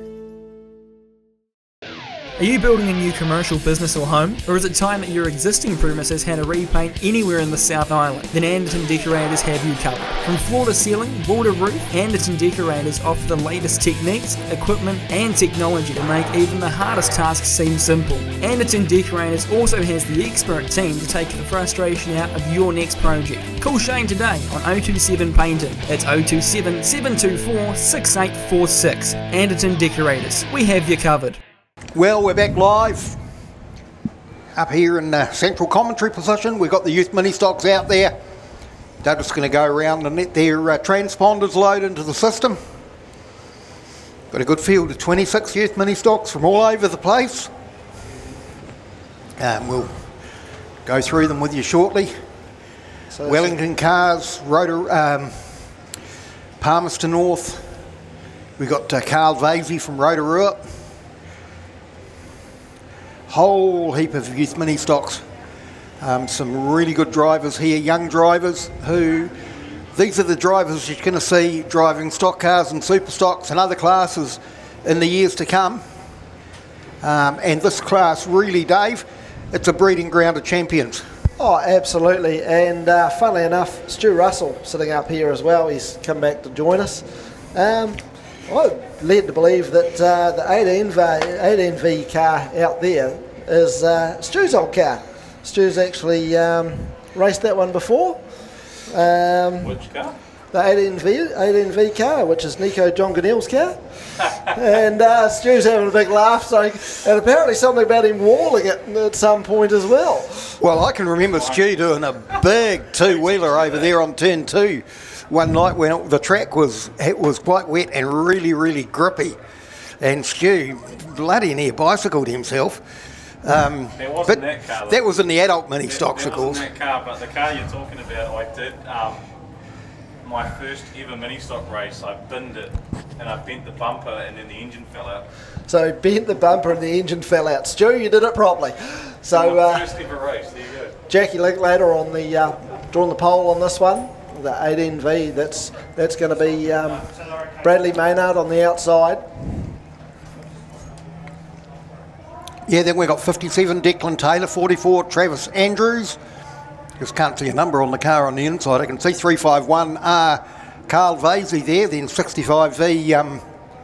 That's one of the Tulloch cars. 65V is going to be Alyssa Tulloch. That's Alyssa, yep. 25P Sienna Joblin, daughter of Scott Joblin. I see both of the Dawns out there tonight. Kobe Dawn's out there, but not sure who's driving the other car. Oh, it is Ashton Dawn's there too. Well, it's ended as Ashton Dawn, yep. Another of those horrible green Hoskins cars that really upset Jack Myers. The 88V. Flags up and they're racing. Oh, and look at Jackie Linklater get away like a... Leapt out like a shot out of a gun. A shot out of a gun, but 44 Travis Andrews, he's going to be making a charge. Declan Taylor's right out by the wall. Oh, we've got somebody's left in the wall. That might be 88 Henry Hoskins by the look of it.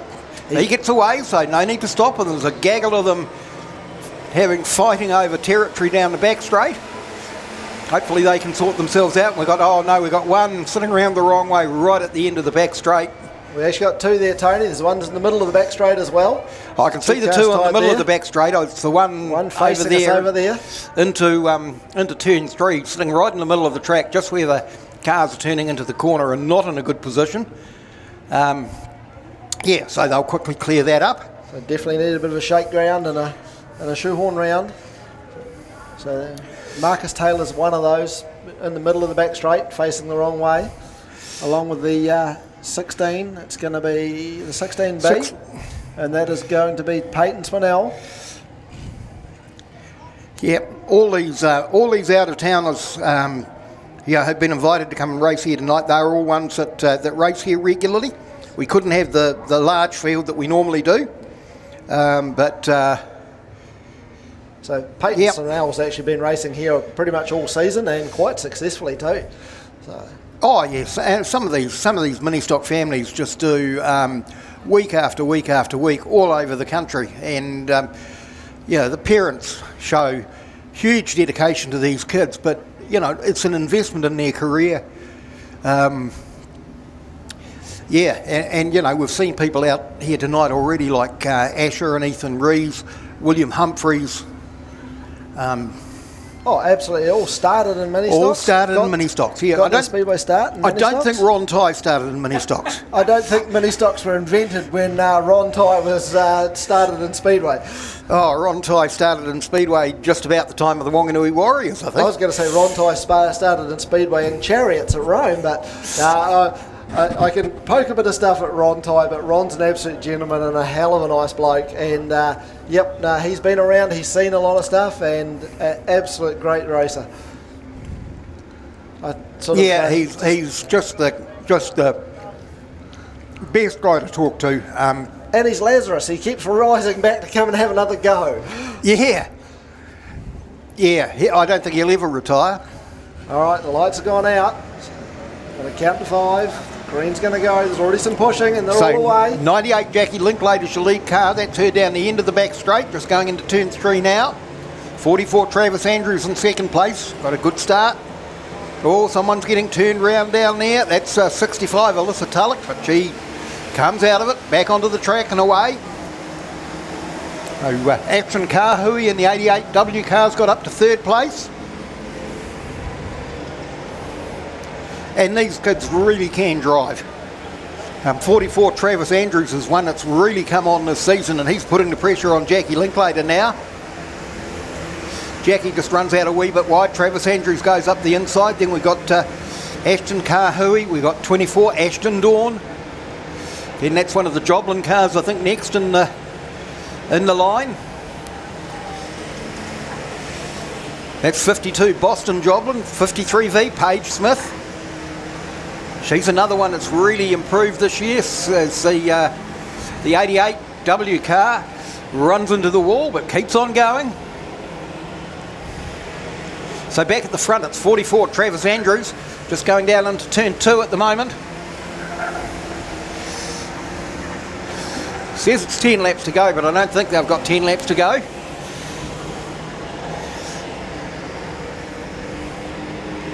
Just pretty clean at the moment. There's still a little bit of niggle in that middle pack.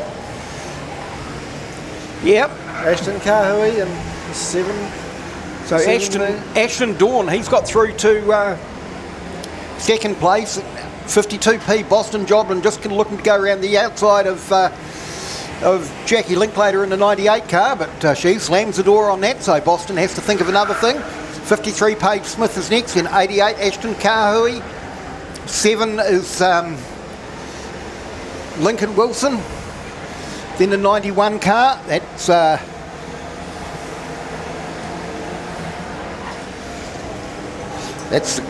Jesse McPhee, of course.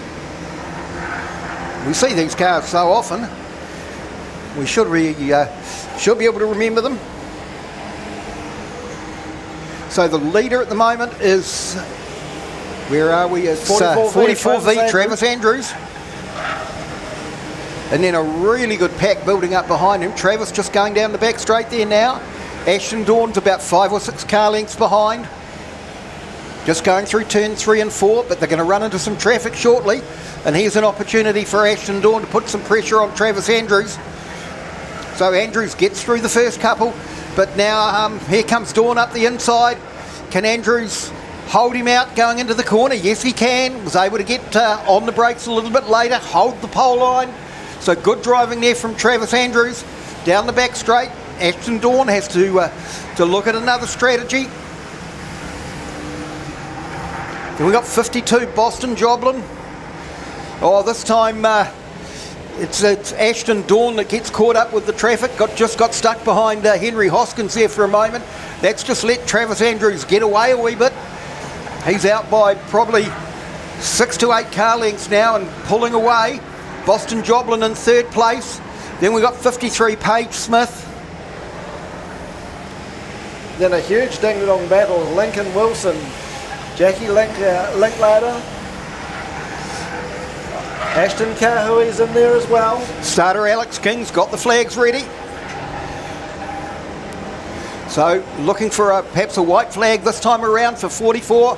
Travis Andrews still got a car between him and the 24 car of Ashton Dawn, but he's back into traffic again. Manages to navigate his way through safely.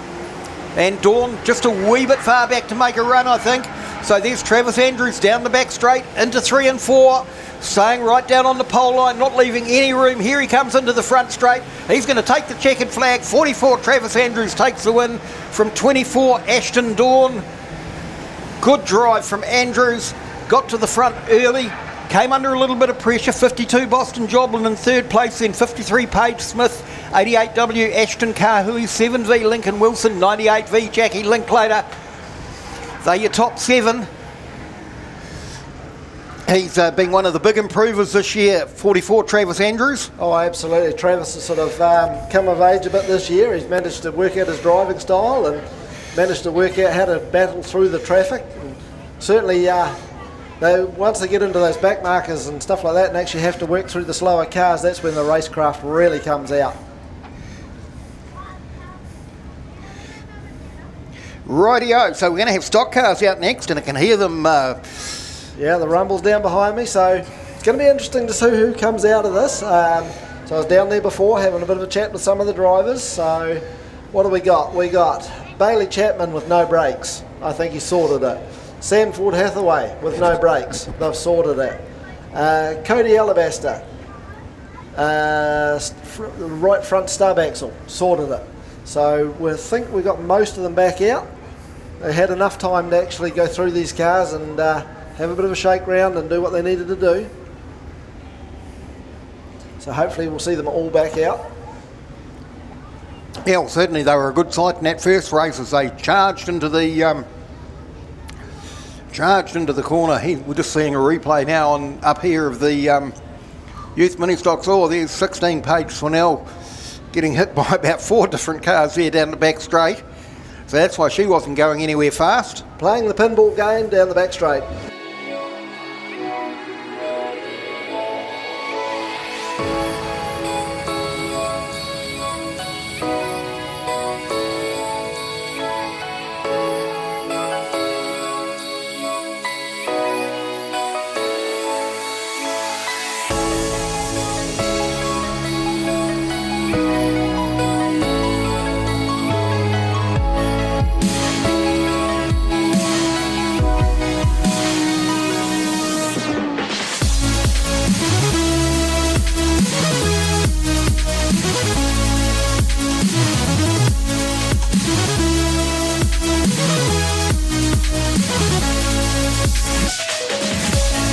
of course, the other black cars out there tonight, the Nathan Black's car, normally the 67, but that's 97 Troy Thomas. So a bit of a shakedown with some of these drivers in different cars tonight, which is awesome to see. Yeah. It's getting towards the end of the season. Anybody looking to sort of upgrade might want to drive the car they're looking at buying, or might just want to try something different for the night. Keep an eye about 5-6 rows back, 51V Ross Potaka. Ross has been going really well in that self-built car. Yep. He had a win, his first ever win in Palmerston North last weekend. Absolutely stoked. Oh, he was absolutely wrapped by. He's just got quicker and quicker And it's this season. Complete self-built car, built it himself. So yeah, and the revs are rising. Just wait for the Ginza bins start vehicle to pull off. Alex Hill pull up the flag. Revs are up. And they're gone green. Away we go. Oh, there's a big charge coming from the middle.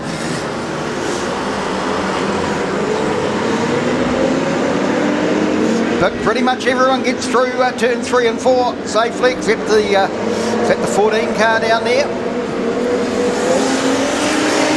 So 31, Toby Matthews, he's come out in front. Bailey Chapman's right up there too. So 61, Nathan Black. So it's Wanganui cars 1, 2, 3. Then 742, Steve Reed, unencumbered by a wing. Just extra drag, Tony. One NZ car coming to the infield, unfortunately. Yeah, been a long way over here for him tonight, and all for now so far.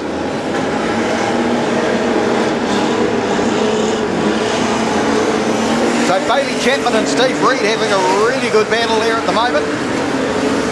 And through underneath them all goes the 31 car. That's a really good scrap out the front. These stock cars are really flying tonight. Shows you how good that track is. That track's phenomenally good. Magic Mike's done it again. Yep. 88 Henry, Fletcher Hoskins, he's right up there as well. Spin Steve Reed. Jason Poynton's in there causing trouble again down in turn 2. We've got Blair Reeve Smith back in his old car, the 4 car tonight. So it's 287, Bailey Chapman leads from 88 Fletcher Hoskins, 97S Hamish Kern, then 18V Hayley James. They're your top 4. Oh, a big head up into turn 3 there, Tony. Whoa! That's going to be Brad Fairweather involved in that. Yeah, he's rolled all the way back down into the infield. And there's one sitting there on the wall. Can't quite see the number on that. Going to be the 50. What is it? I think it's a Stratford car. Oh, it's that 52S car, yeah. It is. Matthew Wilson sitting up there against the wall. Oh, we've gone red. Jason Poynton sitting in turn 2 facing the wrong way. Why doesn't that surprise me? Jason Poynton's often facing the wrong way, isn't he? Well, it's either that or upside down. Yeah, well, that's right. His wheel's facing the sky.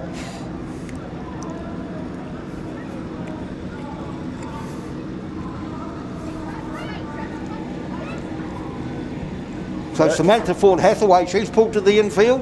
I'm guessing that's another, with the delay in stopping, I guess that's another failed brake problem. We've been having a bit of trouble with that car tonight with brakes. Better to sort of park it up, not take the risk. Yep, 1NZ Caleb Island just driving very slowly across the infield. Of course, Caleb can go and park beside the 37V because the 37V is his old car. Yeah.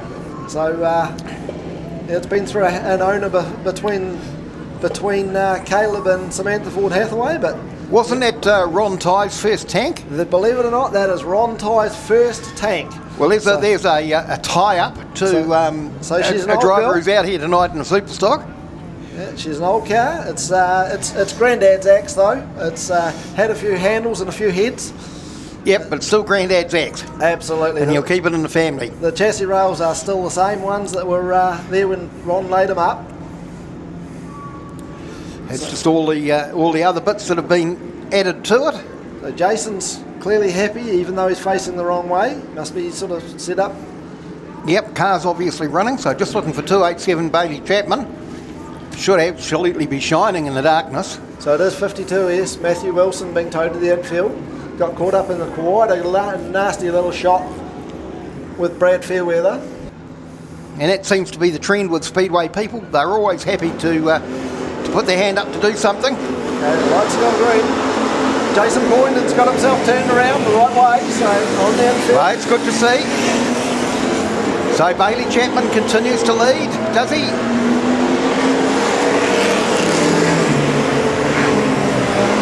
Bailey's just coming into turn 3. Starting to come under a bit of pressure now from the 97S, 97S, 97S, and Hamish Curd. Oh, somebody's turned around down there on the town bend. bench. Ashton Mooney, facing the wrong way. Got himself up against the wall, hopefully nobody arrives in a hurry. Yeah, well, at least he didn't drive off in the opposite direction tonight, so... managed to get himself to the infield, safely out of it. Well done. Just waiting for the screen to flash back round again. Just as, I think it's Dion Black. So it's 287. Bailey Chapman leading from Hamish Curd, Toby Matthews, Cody Alabaster, Fletcher Hoskins. White flag out. Alex King's waving the laundry. Can Bailey Chapman get round and take a win? Pushing the gaps down there's a big shut going on down that back straight.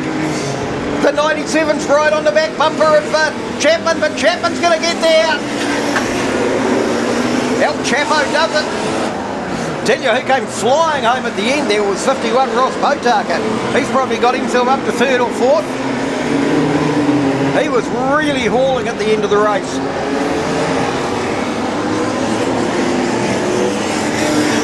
In fact, he's right up on the back bumper of Chapman now. I think he's not seeing the chickens. Ross, you can stop. Well, yeah, he's not the youngest of fellas, is he? No, he's out there living life though, isn't he? He's having fun. Oh, he is. Oh, and that's the main thing. Apparently he was a lap down, so...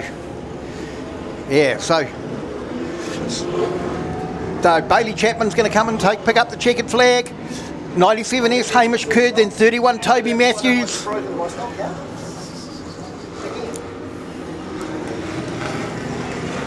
The screen just disappears on us too quickly. Yeah, good to see old Chapo get his win in that car, the Levin boy.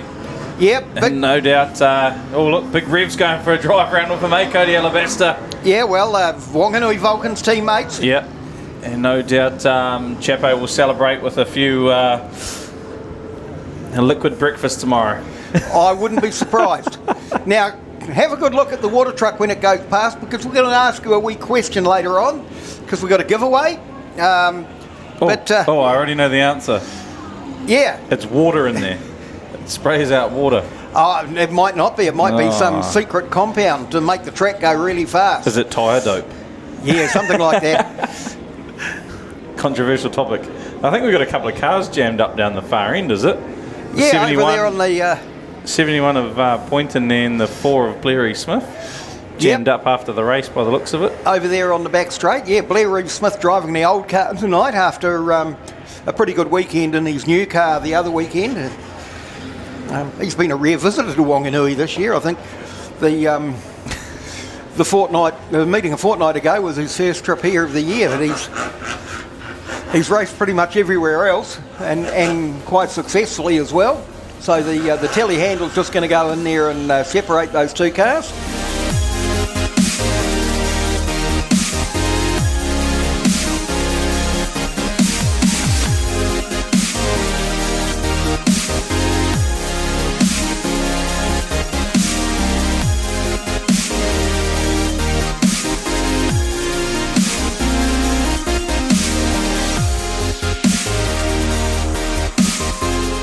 Hey, I'm Sean. Hey, I'm Jace. And we are Sign Solutions. Situated at 61 Preston Street in Invercargill, we can meet all your signage needs.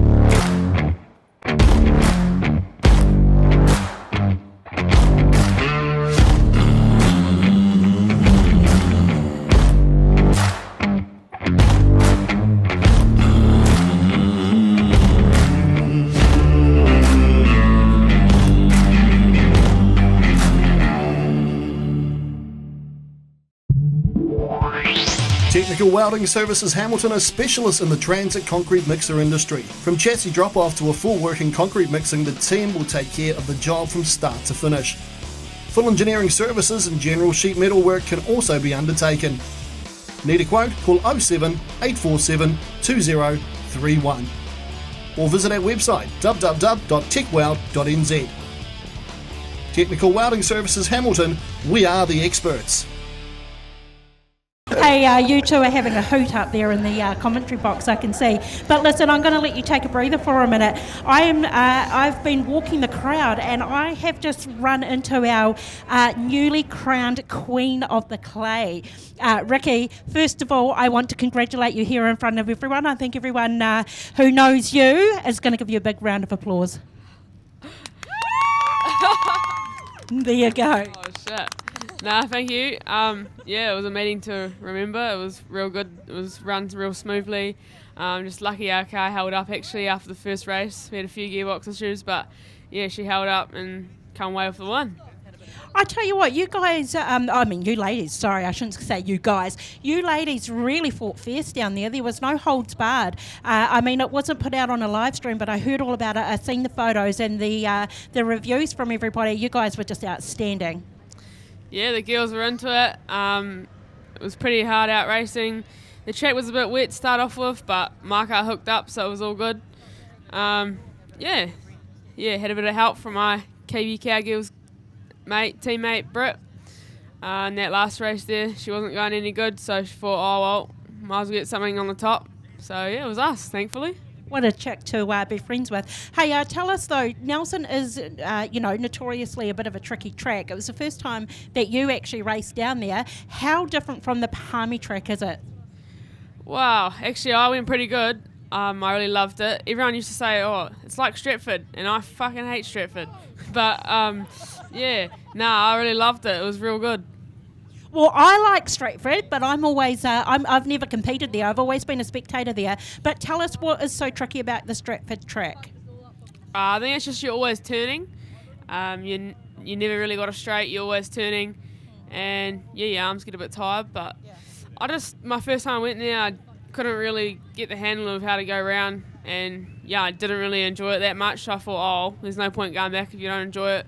I'll probably only go back if the under-23s is there next year. Yeah, fair enough. Hey, you've done a lot of racing this year and you've always been, top out there. I actually called it last year. I was like, you guys need to look out for this Ricky Lee 23P. And man, did I call it, because you've had success after success all season.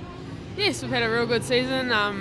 We were going to race here tonight, but we thought, we better save the car for Manawatu 2 champs and our Cowgirls race in a couple of weeks' time. So, yeah. Listen, I'd like to sit and talk to you all night, Ricky, but these cars are unstuck now, so I might be able to come chat with you again later on and we'll talk about the KB Cowgirls, because, that's going to be a couple of good races too. But listen, I'll throw back up to you guys upstairs. Thank you for letting me jump in. Geez, listen to her. Rough as guts, eh?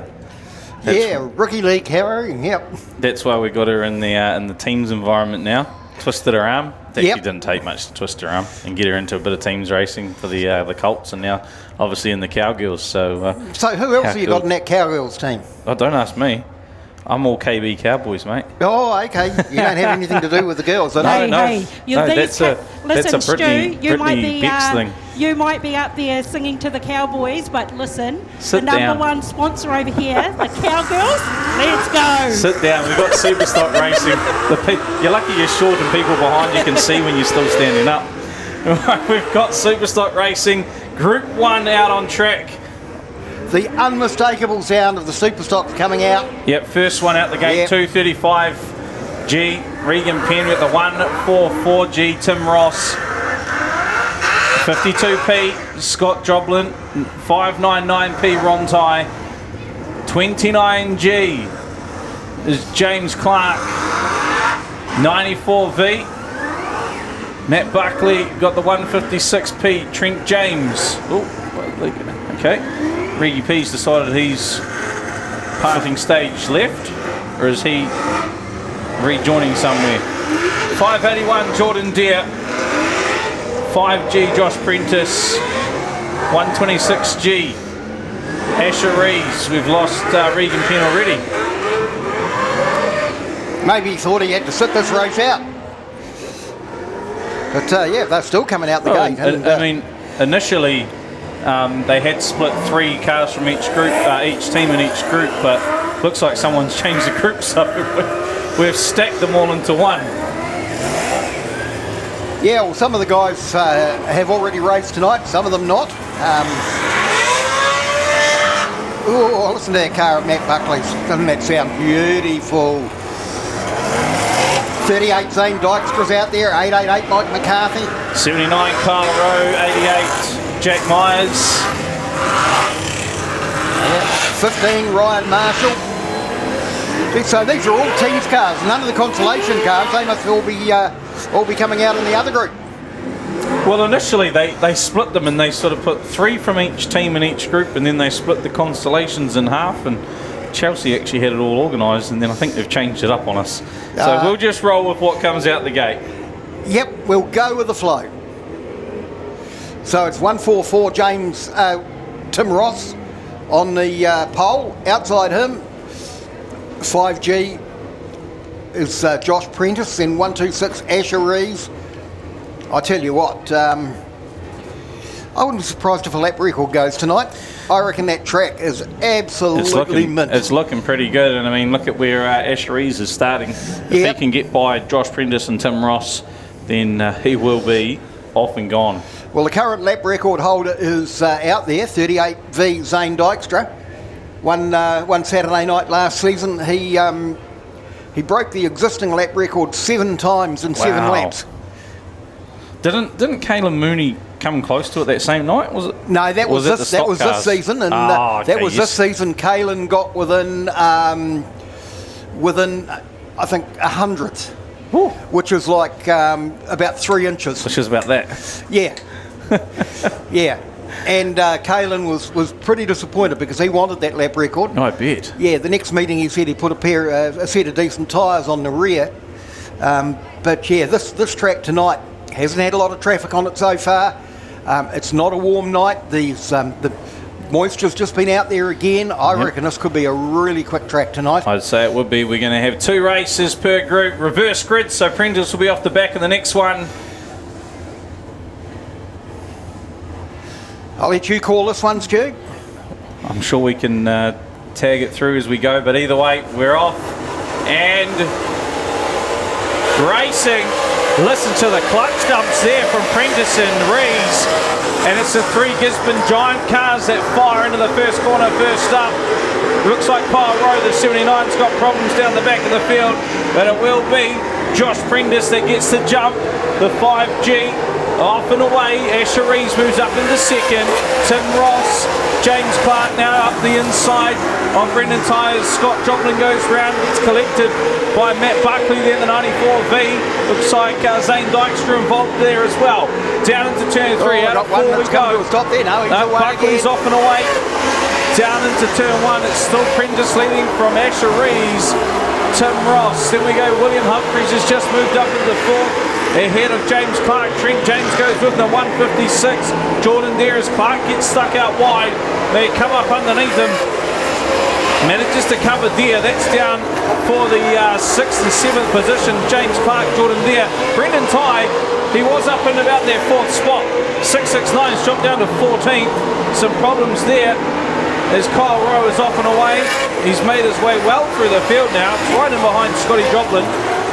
Josh Prentice. Well, he is hauling the fastest car on track though is Asher Rees. 16.151 for the 126G.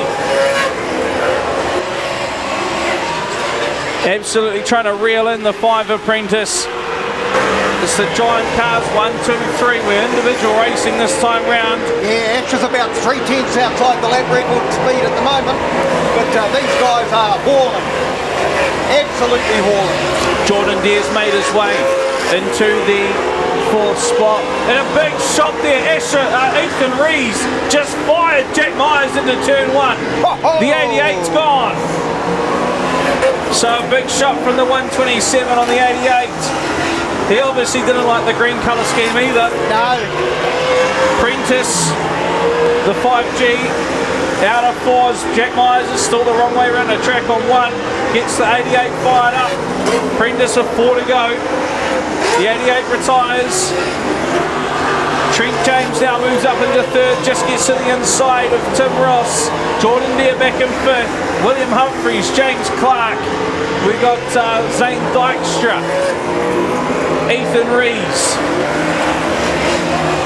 Back in behind Ethan Rees will be Ryan Marshall, Kyle Rowe, Brendan Ty, Scott Joblin, Mike McCarthy. We're into lap traffic now for Josh Prentice on the 599 Ron Ty.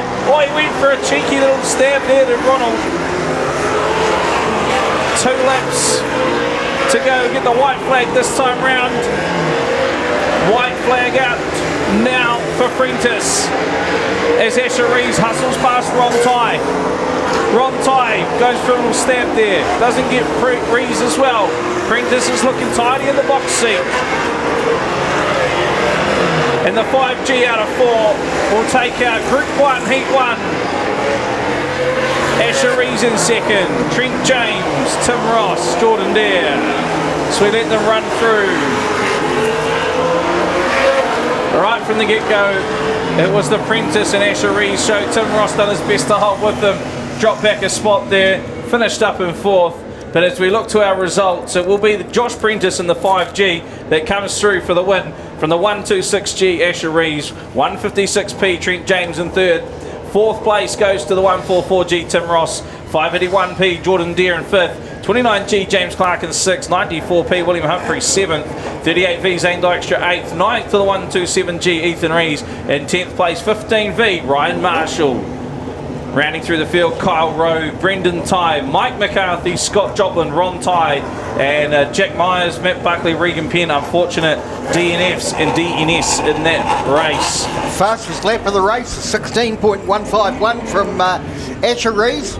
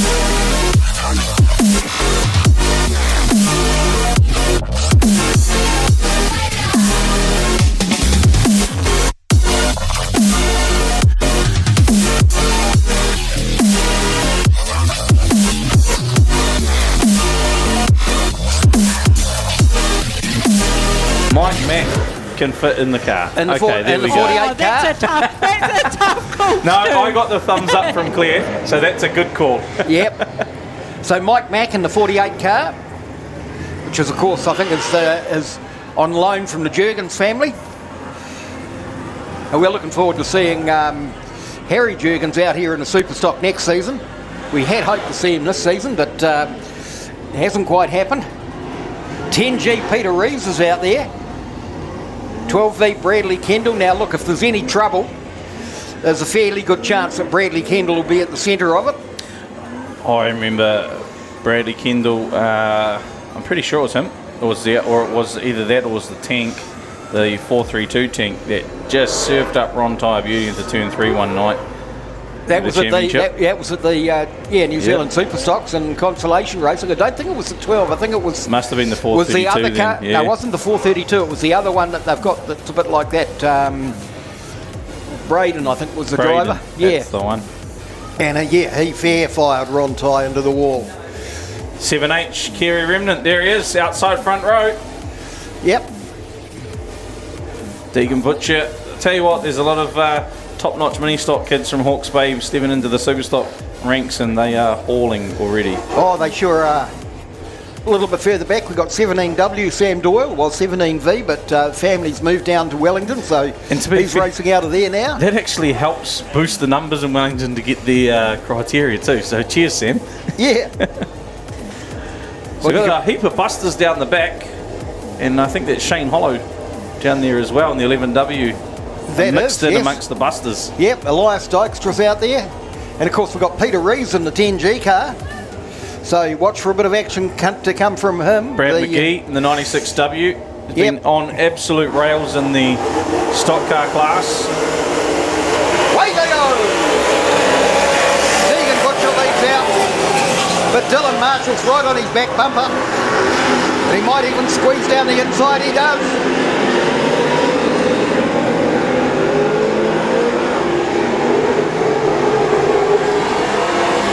So it's Dylan Marshall leads from Deegan Butcher, then we got 96 Dylan Towler of the Busters. Oh, the big charge down into 1 and 2. Someone's into the wall there, somebody's gone around because can't see the numbers. Yeah, McGee's got in the wall with Elias Dykstra there, the 55M. Yep, everybody's away safely though. So Dylan Marshall, 57V. He's leading from 96 Towler. Oh, there's another big shunt down there in turn 1 and 2. 4 or 5 cars involved. Somebody's going backwards. Sitting out there in turn 2. That might actually be Kerry Remnant, I think.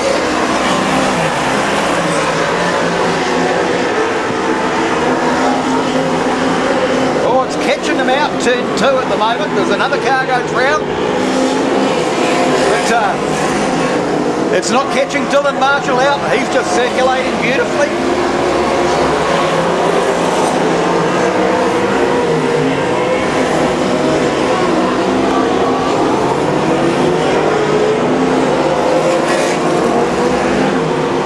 Second place we got 96M Dylan Towler, then 98B Deegan Butcher, 10G Peter Rees, he's up to 4th, 351 Paul Vasey, 1NZ Tom Henningway. Yeah, Dylan Towler just had a spin on the infield there, he's dropped right back in behind Scott Gallup. Yours, another spin there, that's one of the hooks. That's Mike Mack. Mike Mack in the 48 car, yep. And that's taken a lot of the pressure, I think, off Dylan Marshall. He's just got an armchair ride out in front at the moment. Peter Rees in second place. 1NZ of Todd Hemingway. He's made a lot of moves in this race. Peter Rees, the fastest car on the track at the moment. You can see what a good driver Hemingway is. Tell you what, Paul Vasey's going well too in 5th place. He's not losing a lot of ground on Hemingway. Hemingway up from grid 18. So it's Marshall, Rees, 77 Alderdice, Luke Alderdice, he has the spin down there in turn 2. But he's going to come out in front of Peter Rees, so that's another car between Marshall and Rees. 2 laps to go for Dylan Marshall. Down the back straight he goes. Hemingway's moved it to 3rd, the 1NZ.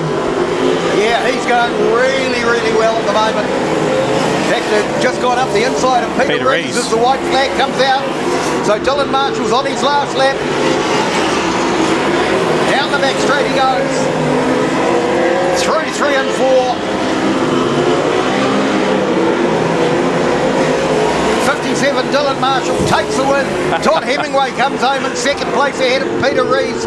Then 98 Deegan Butcher, 351 Paul Vasey, 96 Dylan Towler, ran 29 Ryan Hunt, 5M Elias Dykstra, 96 Brad McGee and 58 Stephen Roygard. They're your top 10 unofficially, but nobody could stop Dylan Marshall there. Yeah, let's look at the results as they come through on our stream as well. The top 10, Dylan Marshall confirmed race winner there. Todd Hemingway from grid 18 up to 2nd. Peter Rees 10th to 3rd there. Deegan Butcher, the 98B in 4th. Paul Vasey, 351B. He came home in 5th from grid 15 as well. Good haul there from Vase. Dylan Towler, the 96M in 6th. Ryan Hunt, 29M in 7th. You got the 8th spot to the 5M Elias Dykstra, 9th to 96G Brad McGee, 10th place to Stephen Roygard, the 58M. Scott Gallop, Bradley Kendall, Blake Dykstra, Shane Hollow, Luke Alderdice, Mike Mack, Kerry Remnant, Sandoyle, your last lot of finishes. I like the little touch up that Todd Hemingway gave Luke Alderdice, as not only his Buster's teammate, but his stablemate in the middleman team, the Decky team. Gave him a good little nudge on the exit of 4 and rode him to the wall, to the checker flag. So good work there. Yep. Well, you know, when you're on a mission, you're on a mission. So we'll have the youth mini stocks out again shortly for their next race. We're going to whiz through this program tonight.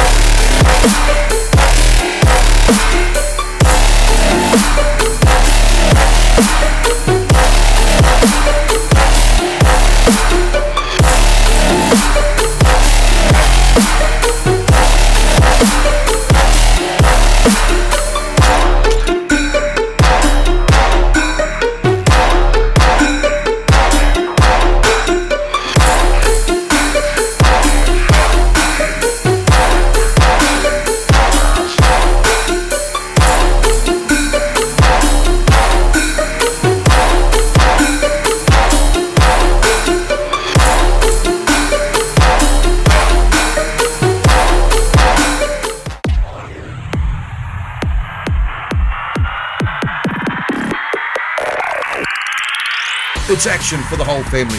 With 23 tracks around New Zealand, there is no better way to spend your weekends than at a Speedway New Zealand track. Here they come to the start-finish line again. There's something for the whole family. Sprint cars, saloons, stock cars, sidecars, midgets, and much, much more. Pack up the family and make a trip to adrenaline-filled, action-packed bashes and crashes that only Speedway can deliver. Visit www.speedway.co.nz to find out the track nearest to you. Speedway, it's our summer thing. Brake suspension and tyres. Just letting you know that at Mag & Turbo we fit new brake discs and pads plus brand new springs and shocks all on site at our purpose-built shop. We only sell leading brands such as Brembo and Bendix brakes, Munro and Bilstein shocks, and Dobie Sport and Cobra springs. Plus don't forget we have the biggest range of tyres to fit family cars, sports cars and four-wheel drives. So for the very best deals and advice on new brakes, suspension and tyres, get down to the number 1 Mag & Turbo Tyre and Service Centre. So just watching the cars on the screen there, there's 351 Carl Vasey going in, 44 Travis Andrews. He's going to be starting a little bit further back, but I tell you what, won't be long before he's knocking on the door of the leaders. 69V, Angus Mulholland is... he's on pole. Outside him, that's the 969 car of, I think that's Murphy Harper. Yes. Yep. Pink Bits Racing. Then we got 88 Henry Hoskins, 53V Paige Smith. Now Paige went very, very well in the first race. Paige, of course, is daughter of Sean Smith, who's the son of Bob Smith, the patron of the Wanganui Stock Car and Speedway Club. Another third generation Speedway family.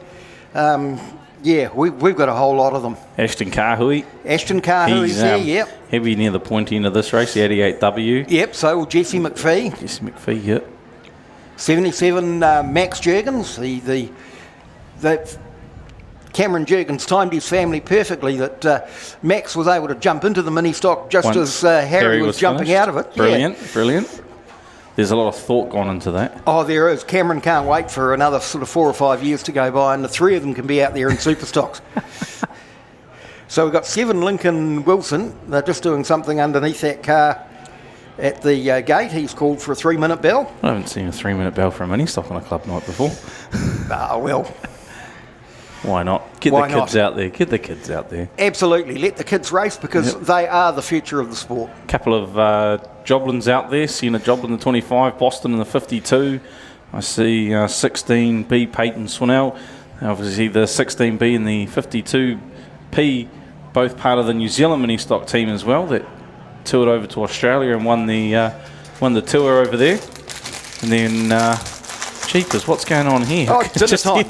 Dinner time. My wife gave me a box of stuff to take home today, and she said, "Oh, I've got a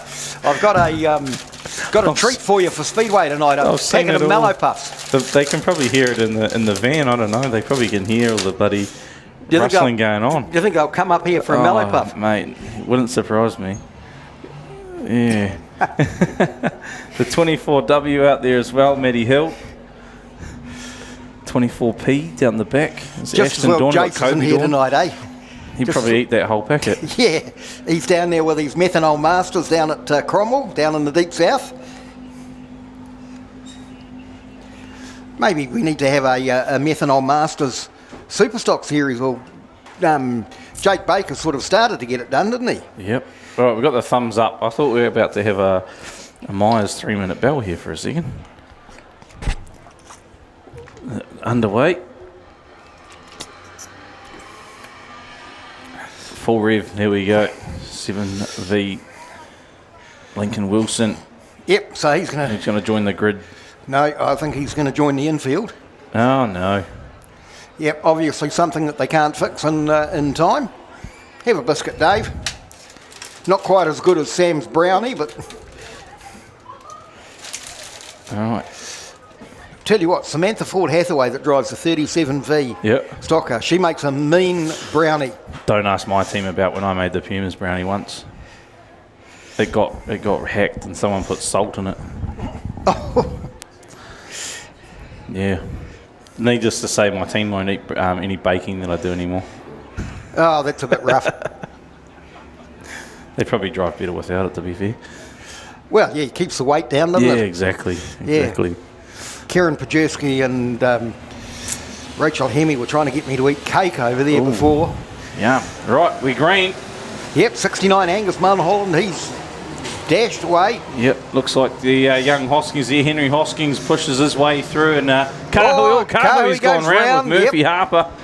I think Kahui was just pushing a bit on the edge there. Yep, both pointing the right way. Someone else, 16, Paige Snell's gone round as well. No, not ideal. So she's not having a good night. Angus Mulholland leading it. Jesse McPhee's managed to find his way into the second spot.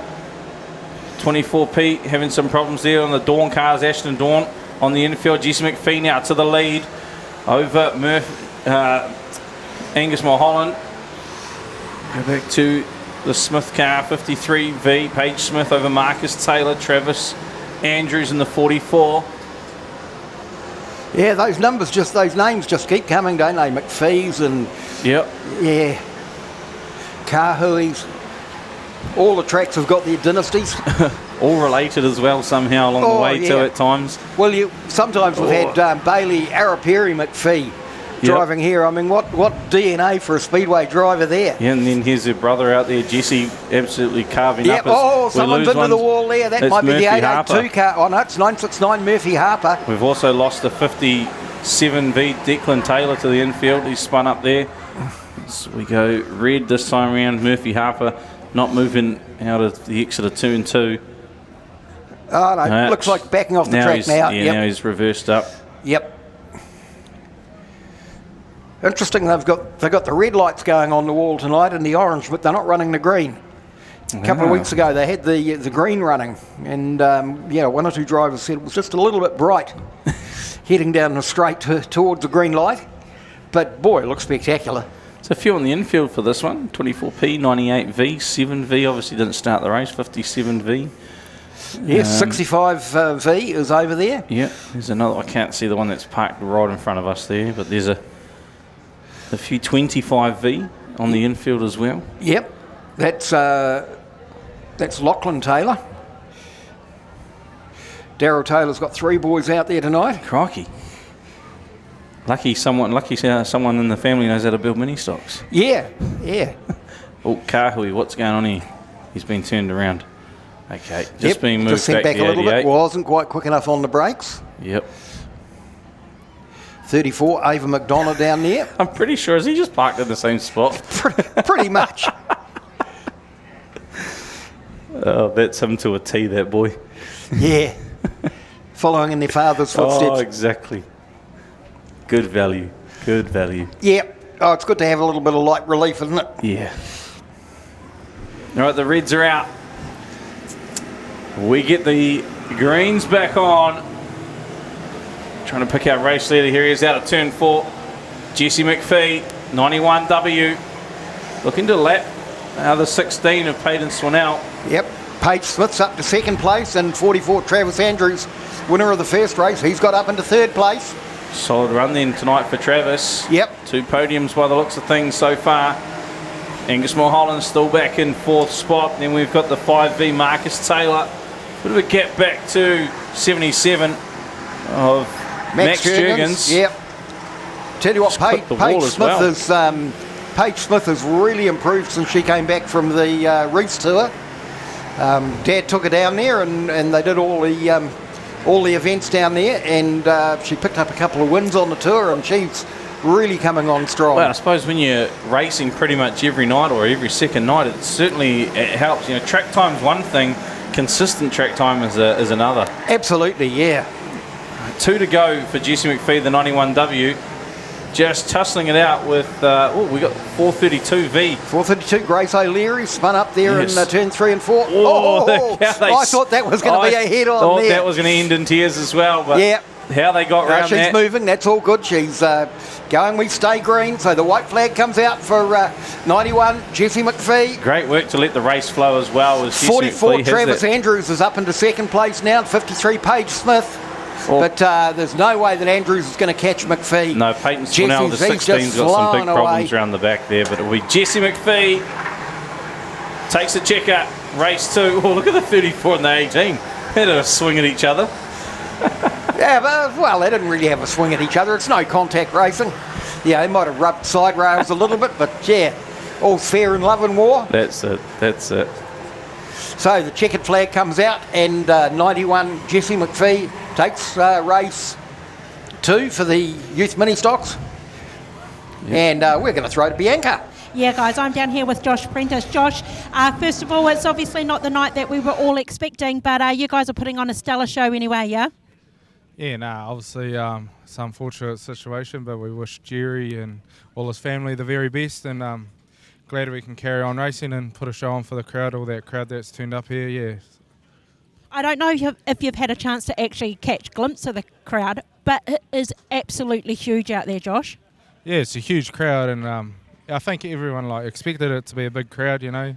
Teams at Wanganui, it's pretty cool, you know, and it hasn't happened before, but yeah, it's just good that we can carry on and still put a show on for the crowd, and yeah. Yeah, absolutely. Listen, I wanted to speak to you. You're obviously the current World 240 champion. What a title to hold. I know that you're doing a little bit of fundraising and whatnot to get yourself over to England. So for everyone who's watching at home or who is here, can you tell us how we can support you by way of maybe buying merch?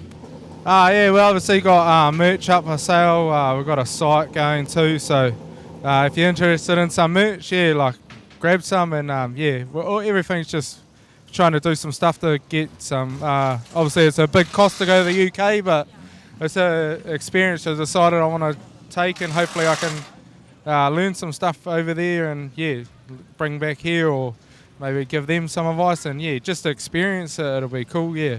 Yeah, absolutely. And I'm pretty sure that you will represent the country very proudly. But listen, Josh, I always have to commend you on your merch. You always have the best looking merch around the pit. So if anybody wants to get in behind and support Josh, where can we buy your merch from? Just on our Apprentice Racing page. There's a link there, and you can order off there and then get sent out to you, yeah. But it's awesome. Another race, and then dash for cash if we make it. So it's still going to be a good night.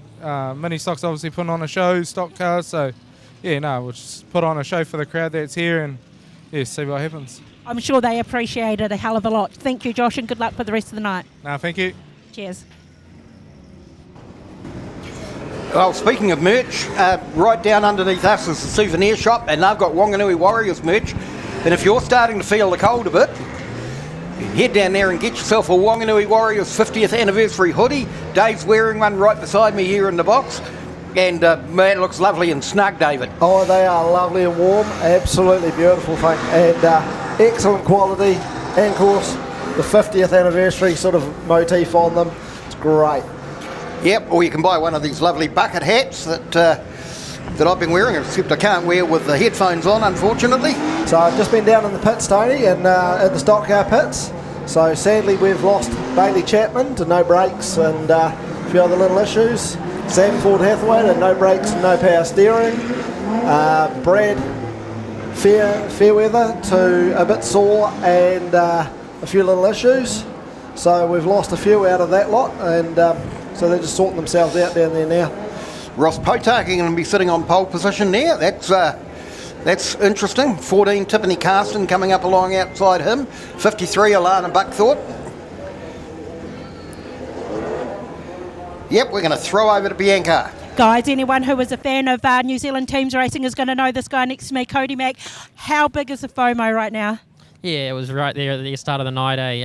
Obviously, we want to be here with the All-Stars, but the All-Stars, we just ran out of numbers, end of the season things. But, hey, credit to the guys that turned up. It was shaping up to be an awesome event. And obviously, a big shout-out to Jerry and his family, and hope everything's all well there.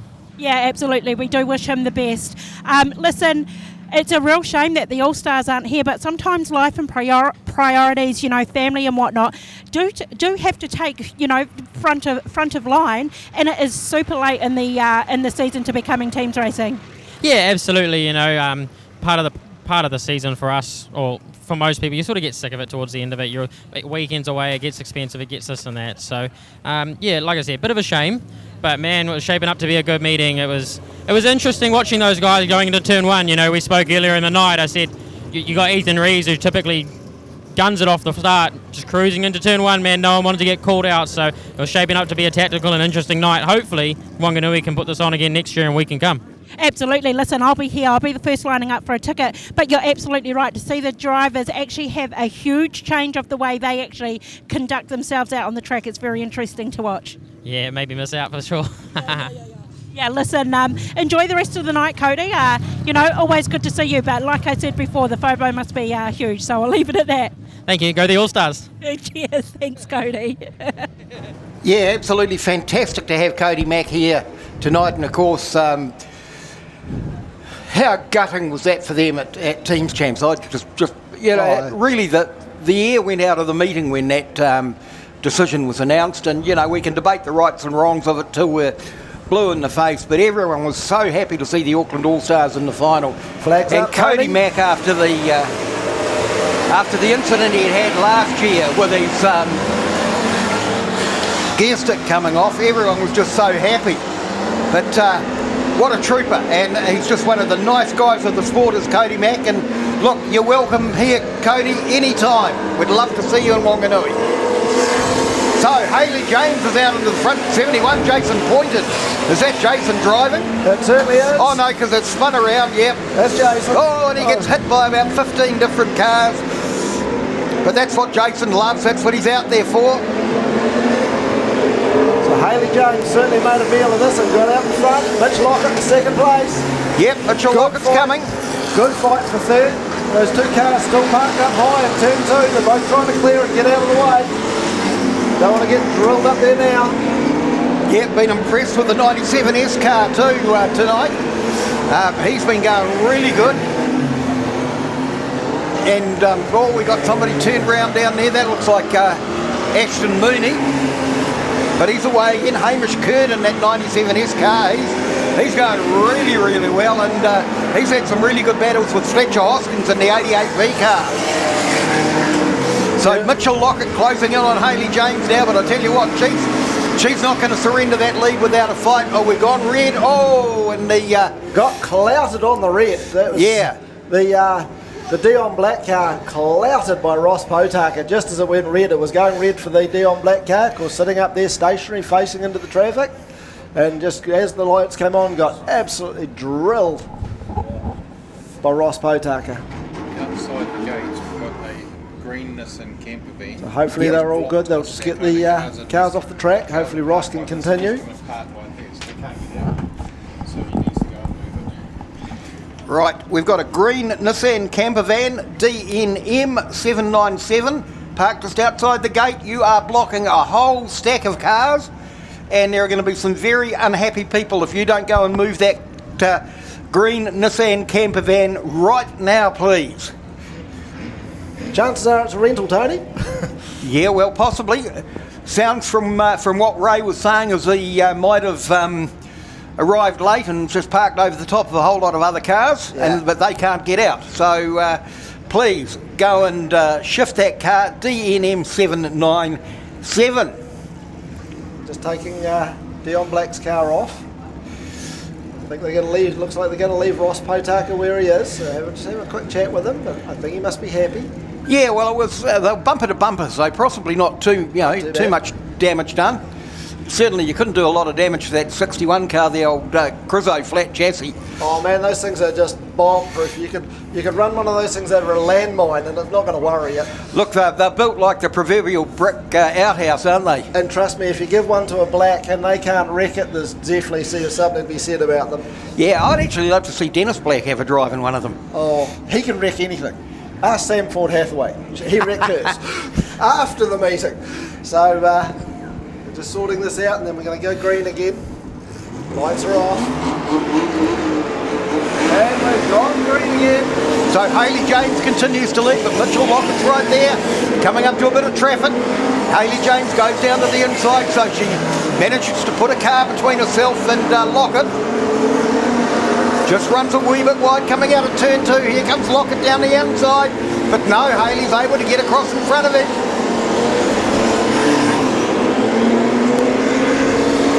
I know she'll be racing for the KB Cowgirls in a couple of weeks' time. I might even go to Palmerston North and watch that race, I think. That'll be worth it, just for the price of admission will be worth it for that. KB's team's going to run really well there. Yep, 14 Tiffany Carston nearly spun there, but managed to drag it back in. So it's still a real ding-dong battle at the front between 18, Hayley James, 52, Mitchell Lockett. I think Lockett might have her this time. No, he has to back off. So Hayley James is hanging in there. It'll be 4 to go this time around.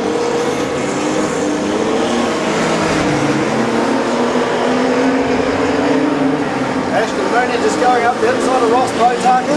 Yeah, Hayley James just ran wide coming out of 2 that time, and Lockett's gone round, but he's now run wide, and Hayley James is looking to get down the inside again.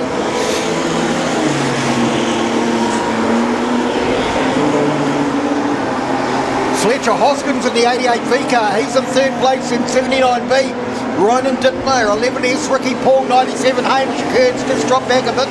Then 53, Alana Buckthorpe. Mitch Lockett's just made a bit of a gap now. He's actually got himself a comfortable bit of a break. Yeah, just starting to stretch it a wee bit now. Potaka again coming on strong late in the race, but of course he's a little bit down after that that stoppage with Black. So the white flag's out for Mitchell Lockett. He's just got to get through turn 3 and 4. Hayley James is chasing, but she's dropped a wee bit back off. That's not Fletcher Hoskin. Action Mooney going backwards into the wall, but he's away again. Boy, he's going to be a menace, that boy, at 52, Mitchell Lockett. He takes the win. From Hayley James. Yep, Hayley James comes home in 2nd place. Oh, there's another shunt down there in 3 and 4. Then the 88V of Fletcher Hoskins. 53, Alana Buckthorpe's involved in there. So Fletcher Hoskins come home in 3rd, then 11S Ricky Paul. It's still crossing the line. Yeah, big field of stock cars tonight. They put on some terrific racing. And we can all breathe again. Yep, we'll have the Superstocks out again in a moment. Whoa!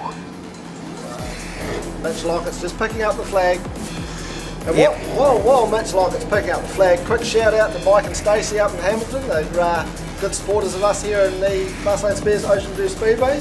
They'll be sitting down in the lounge with a big screen and having a wine, so thought I'd say hello to them. Mitch just taking the flag round. Give that man a round of applause. A really good clean run race from Mitch. Picked up Hayley James and sort of just found the gap. Had to sit behind her for quite some time until he could actually find a hole. Hayley slipped up going into 3 and Mitch just managed to sneak in underneath.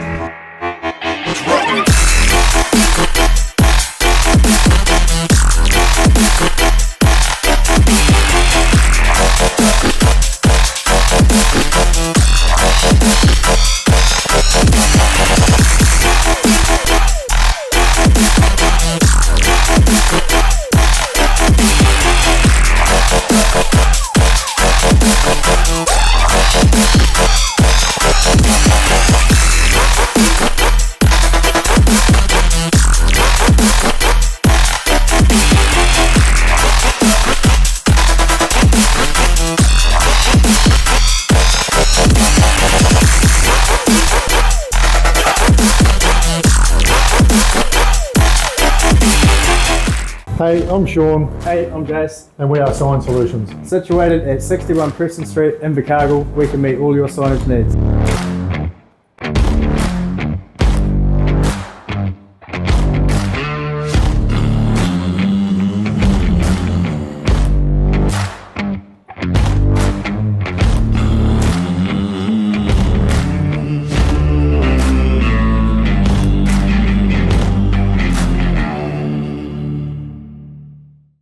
Anderton Decorators are a long-established Canterbury company covering the whole of the South Island who love to support their local community. If you require expert advice from design to application, then Shane has the expert team to ensure your next project is hassle-free with a professional finish. Floor to ceilings, walls to roof, inside, outside, commercial or residential. Let our team take the hassle out of your decorating. Give us a call now on 027 Painting. That's 027 724 6846. Anderton Decorators, we have you covered. Group 1, Race 2, we should have...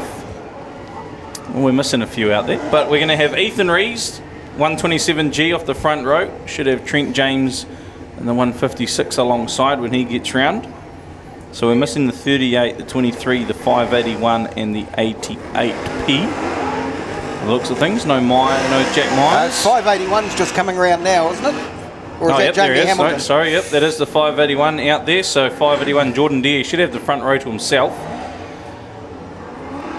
Then we should have the 127G of Ethan Rees. Yeah, and is that Zane Dykstra that's coming around through turn 4? That's why Jordan's waiting. There we go then. There's a few latecomers to the gate. Yep.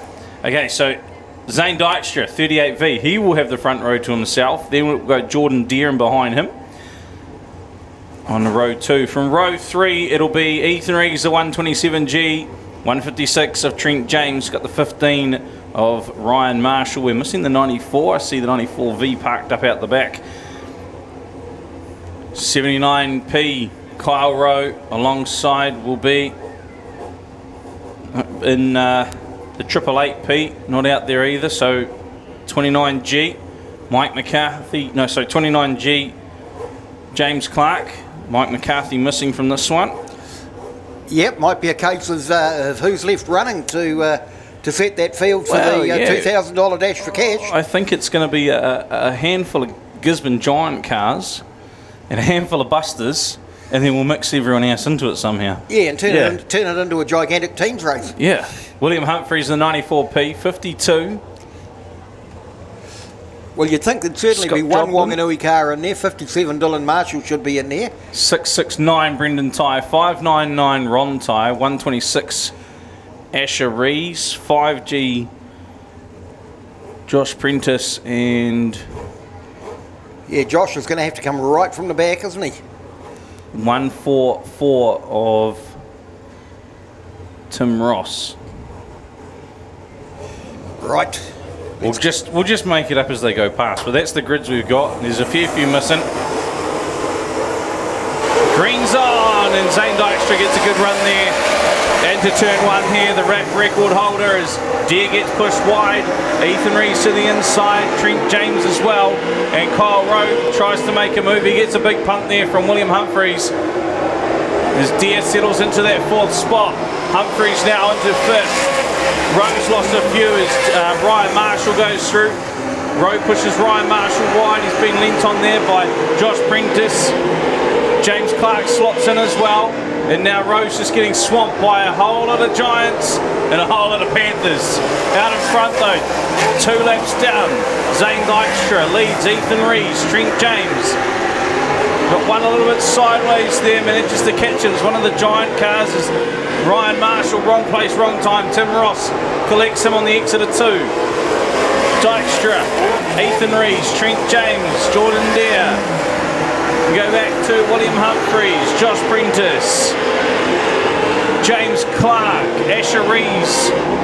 Back down there in 8th spot. Kyle Rose settled in a wee bit. Scott Joplin, Brendan Ty, Tim Ross, Ryan Marshall, and Ron Ty down the back of the field. Change to the front as Ethan Rees goes under Dykstra, up to 2nd to 1st. Then there's pressure coming on Dykstra now from Trent James. And Jordan Deere's right there as well. Yeah, Trent James has just made that little bit of a nudge there, pushes Dykstra wide, he grabs the second spot, Jordan Deere third. In fact, Deere might look to the inside of James, so James covers, and he also slots down in front of Dykstra, just gives Deere a little nudge on the exit of 4, pushes him wide. Humphreys now as well, defending off Prentice into 1, and Asher Rees came flying off the bumper there. Kyle Rose in the infield, just rejoining down the back straight, the 79, right in front of Prentice, and we got one the wrong way around. That's Zane Dykstra, gets straightened up by Prentice. They're hugging this pole line tonight. Oh, one up the... Oh, we almost had Asher Rees up, and he's been poked in the wall there by Zane Dykstra. Could have an outside flat, possibly. The way he's limping around, he does. The 126 retires to the infield. Heat 1 winner out for this race. But it's still going to be Ethan Rees. 127G, he leads it. He'll get 3 laps to go this time round. Just as he's passing the start-finish line, it's 3 to go now for Ethan Rees. Trent James in second, Jordan Deere, Josh Prentice. We go back to James Clark, William Humphreys. It's Kyle Rose a lap down, so it'll be Tim Ross, Brendan Tyre, Ryan Marshall, Zane Dykstra, the 38V. He's got problems there. Ron Tyre and Scott Joblin's just spun it up himself as 52. Ethan Rees is just absolutely cruising at the moment. Left front's gone on Zane Dykstra's car. Can continue with an inside flap. White flag. 1 to go for Ethan Rees. Trent James still in that second spot. So they head down the back straight. Tussles on for the Miners. Tussles on for third. Jordan Deere on the outside. 79 Kyle Rowe. Prentice on the inside. It's a drag to the line. Ethan takes the win. Trent James second. Jordan Deere will hold on to third. Josh Prentice in fourth. James Clark. So we let the thunder hush by the ocean. Yeah, big spin by 79 Kyle Rowe down there in turn 1 and 2 on the last lap, and Zane Dykstra had to throw his car sideways to avoid absolutely ploughing into the side of Rowe's car, but Dykstra was able to recover quicker, and I think he's got home in 12th place. He has. Rowe in 13th. Ethan Rees takes the win, the 127G from the 156P Trent James, 581P Jordan Deere in third, fourth was the 5G of Josh Prentice, and fifth the 29G of James Clark. 94P William Humphreys in sixth, 144G Tim Ross seventh, 15V Ryan Marshall 8th, 669P Brendan Tyre 9th, and 599P Ron Tyre in 10th. Scott Joplin, Zane Dykstra, Kyle Rowe rounding it out. Asher Rees, the DNF there with that outside front flat.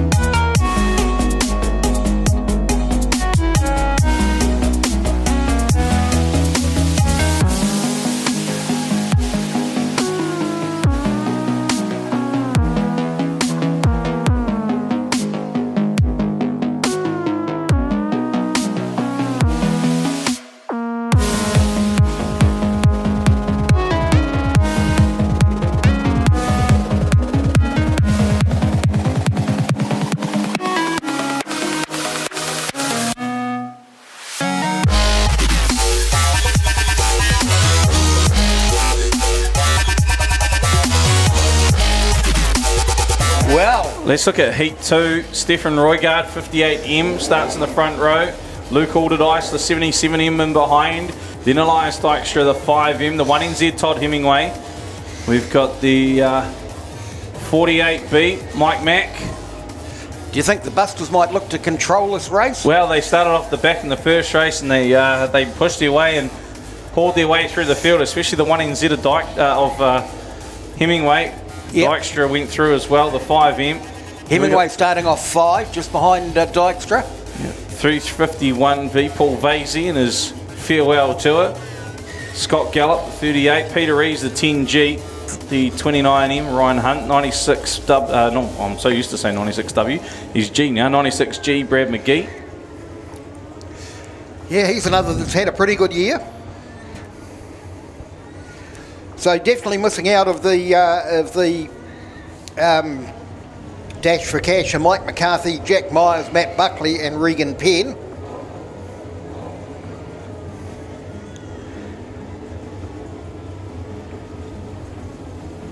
How good does that Warriors side by side look down there? Yeah, the middle. They made an error of leaving it at Palmy for a week after Teams Champs. Yeah. Cayman is a great vehicle. It worked for a week. Saved me walking around the pits and bits.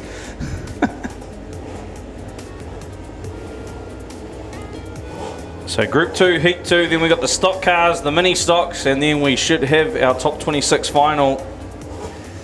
So the Ginza Bargains wagon pulls to the infield, green flags in the air. We go racing! Roygard just a little bit slow to respond. He got a wee push from 77 to Alderdice and he dropped back to third, but here they come as they come through 3 and 4, and I think you're going to find Todd Hemingway is right near the front. He's right there behind Elias Dykstra. Well, just gets a bit pushed out of the way there, but it's Busters 1, 2 and 3. Coming into the front straight. It's Roygard back in the lead from Dykstra, from Hemingway, then Peter Rees.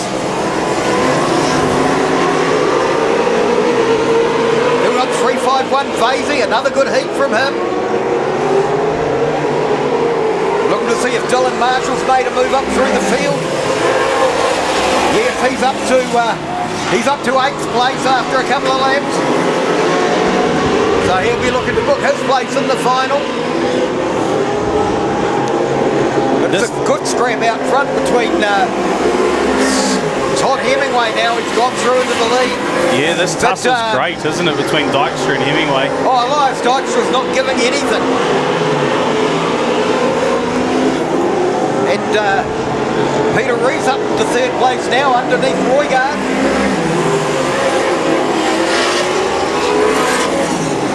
Dylan Marshall, I think he's up to about 6th or 7th now. He's just going to slide underneath Paul Vasey going down the back straight. Dylan Marshall, the fastest car out there at the moment.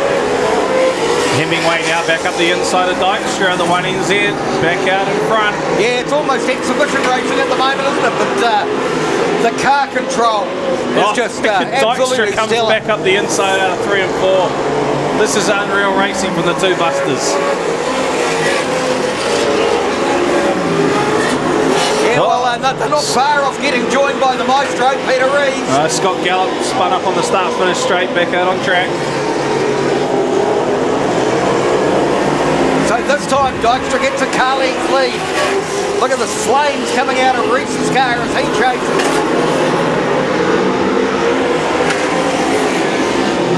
Yeah, Rees and McGee, look at the flame on as Roygard's back in 5th. That happened about 2-3 laps ago. Dylan Marshall in behind them, the 57V. Rees had a bit of a punt there on the 1NZ. Opens the door for McGee now to 3rd. Yep. Ryan Hunt on the infield, 29M. Oh, Dylan Marshall just overcooked it, got a wee bit crossed up, but he's kept it going. Found a quicker way around. Yeah, well, he didn't pass anybody, didn't really advantage himself. I don't think the Hawke's Bay car was going to catch him. That's Vasey. White flag, 1 to run for Elias Dykstra. Can he hang on? Can he take a win over his 1NZ teammate? Elias Dykstra, cousin of Zane and Raggy and Ricky. Here he comes. He's going to take the chicken flag from starter Alex King. McGee, then Rees, Roygard, Marshall, Vasey, Alderdice, Mike Mack coming home in 9th place, Scott Gallup in 10th, then Deegan Butcher, Shane Hollow, Bradley Kendall, Kerry Remnant. Yep, and here we go. You can see that on your screen at home now as well. Elias Dykstra taking that win. Fastest lap of the race, Brad McGee, 16.553. So the track just going off a wee bit, but Dykstra from Hemingway, McGee, Rees, Roygard, Marshall, Vasey, Alderdice, Mike Mack, and Scott Gallup. I like how they've just put Mike Mack. Mike Mack, yeah. Deegan Butcher, Shane Hollow, Bradley Kendall, Kerry Remnant, Ryan Hunt, unfortunate DNF. But look, every car on the lead lap. Yep, you don't see that often. You don't see that often at all. So put your hands together for Elias Dykstra as he takes the checkered flag around on a lap of honour.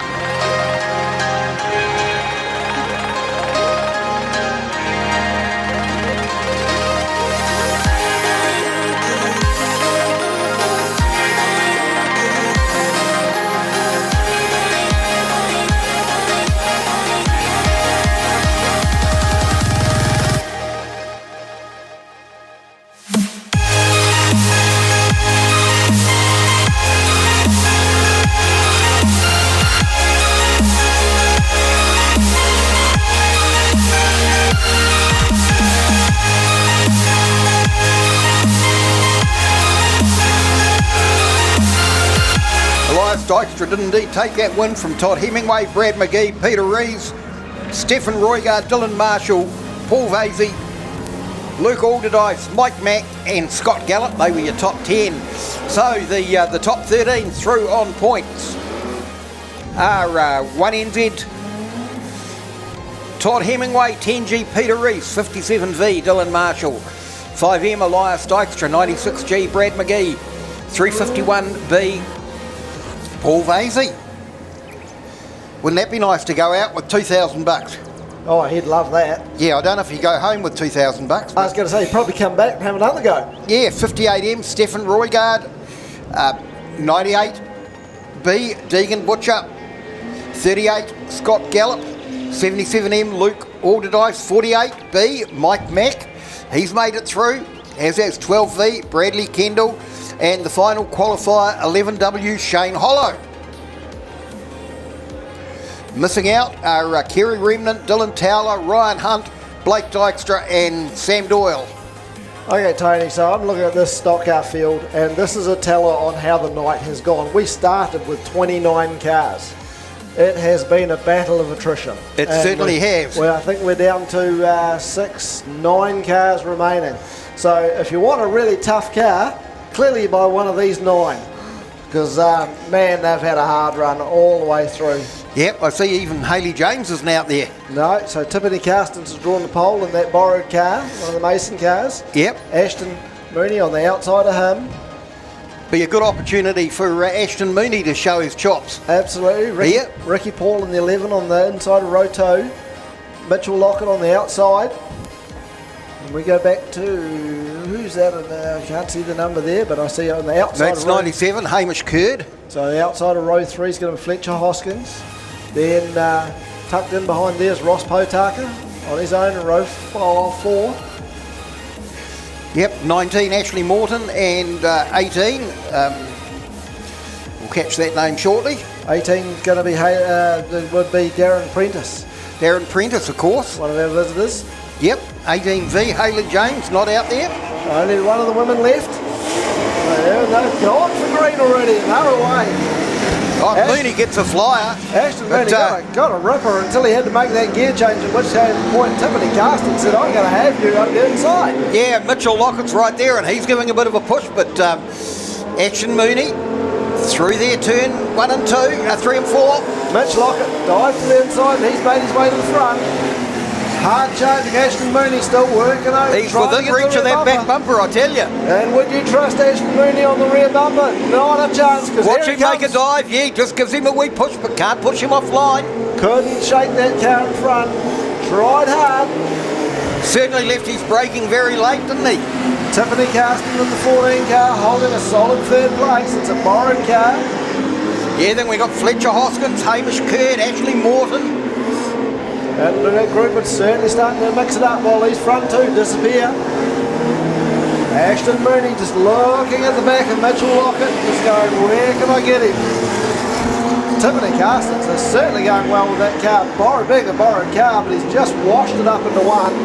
Allowed the others through. Oh, 11 Ricky Paul, he's getting bounced around like a pinball, and Fletcher Hoskins gets turned around by Hamish Curd. Ross Potaka in this group is not faring as well as he did in the earlier races, but he's still turning laps. Mitch Lockett, he's definitely got a good gap out the front. Yeah, he's got a pretty handy advantage now over Mooney.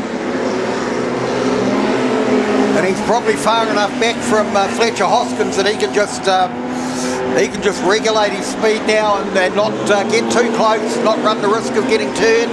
97S, Hamish Curd in third place. He's got a little bit of a gap on that group that are really battling it out behind him. Yeah, group of 4 cars there having a good push and shove. Tiffany Carston's in there, Ashley Morton, Ross Potaka, Ricky Paul. Mitch Lockett just picking up Fletcher Hoskins. Hoskins going to the infield. Oh, somebody, I think it was Tiffany Carston, put a hit on Ashley Morton there. Slowed her progress down completely. Oh. As Mooney has a wee spin down there in turn 2. That's let Curd and Paul get a little bit closer.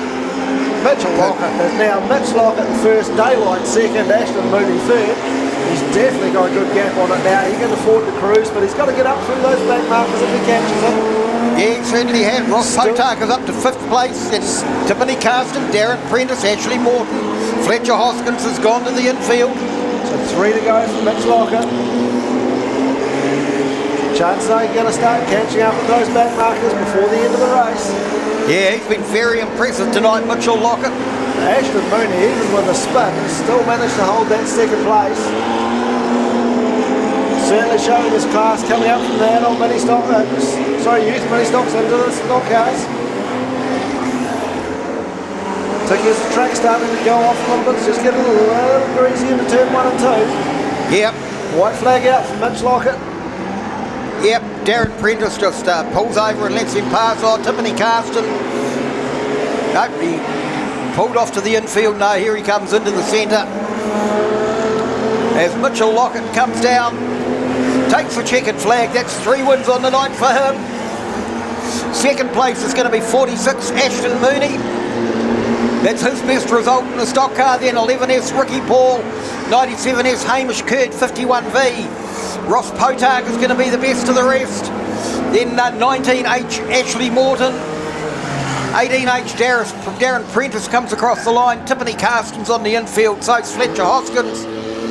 But certainly it's been Mitchell Lockett's night in the stock cars tonight. Oh, absolutely, Mitch. Like we said earlier, Mitch has picked up this class and just run with it. And he's certainly, he's got good gear under him, but you can have the best gear in the world under you. If you can't drive it, it's not going to work. Yeah, he's a class operator. And an amazingly pleasant young fella to talk to. So, yeah, both him and Cody, and I still can't tell them apart. Neither can I, and I've often called one the other and sort of get a blank look. So, yeah, they are twins. Yep, they don't get offended, which is good. Cody and Mitch Lockett, and both run for Wanganui, both run good gear, and both very, very good drivers.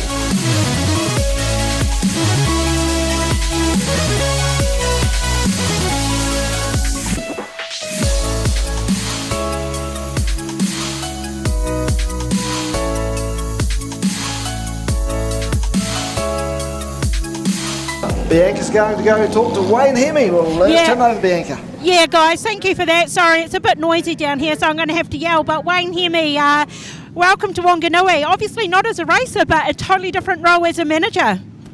Yeah, I haven't been here for a few seasons, and Wanganui used to be one of my favourite tracks, and I've had some really awesome races here, and some really great memories. And Wanganui's been awesome to me as a person, and they used to let me come up here and on the odd time run and get a bit of practice in by myself, and I've got a lot of respect for Wanganui, and to come back as a manager though is awesome.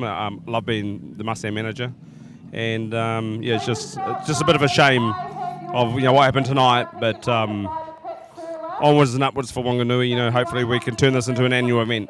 Yeah, absolutely. It would be great if it would be held here. I think when you and I found out that it was going ahead, we were definitely quite buzzed about it. It was close to home as well, so it's always good for the local tracks here. I think so. I think like tracks like the Wanganuis and that they need some good support. And if you look at the 6 teams that come here tonight, I thought they were all quite equal and all strong, and just a really good way to end our seasons and all that. So it was pretty exciting to come here and just support Wanganui as a club, and just hopefully that they can look at this in the future and we can try and make this annual event. I think it'd be really cool. Yeah, absolutely.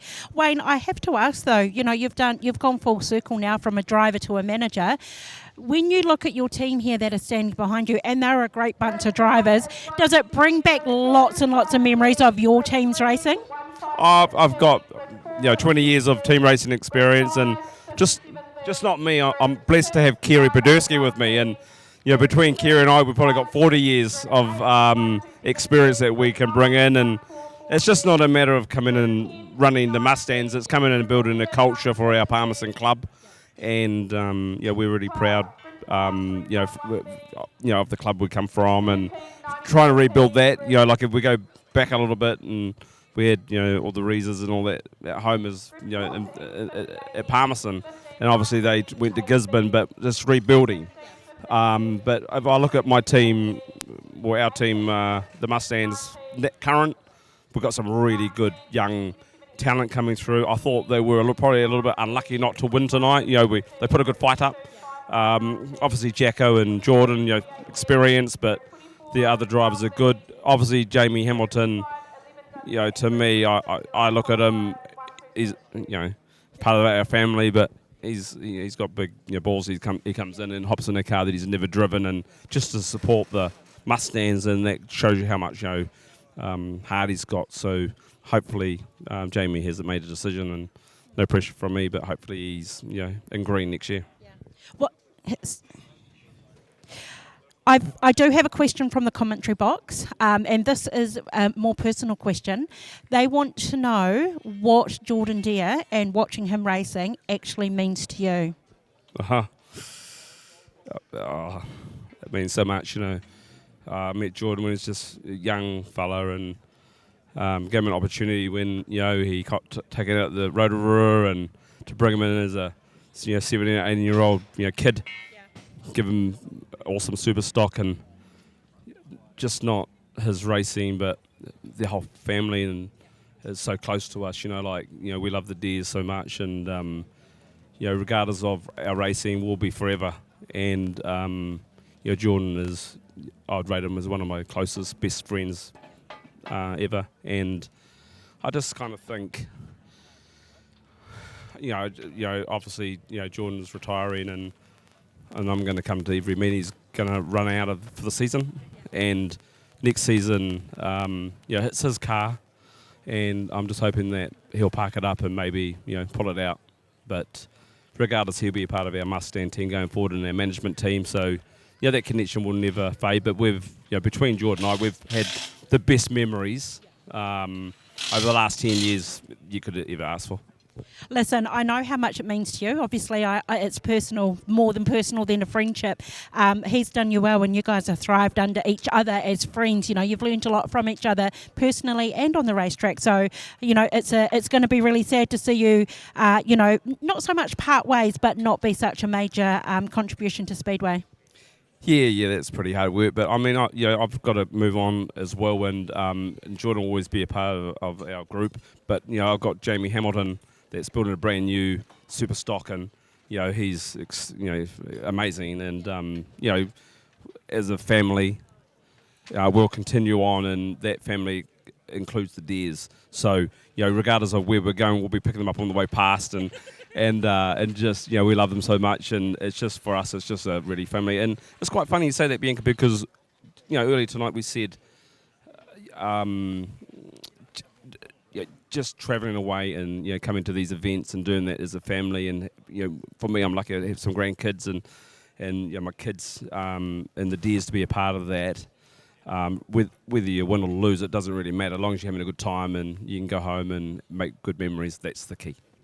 Well, there you go. I hope that answered your question. But good luck to your drivers for the Dash for Cash. Jordan's on fire tonight, so hopefully he can make it there.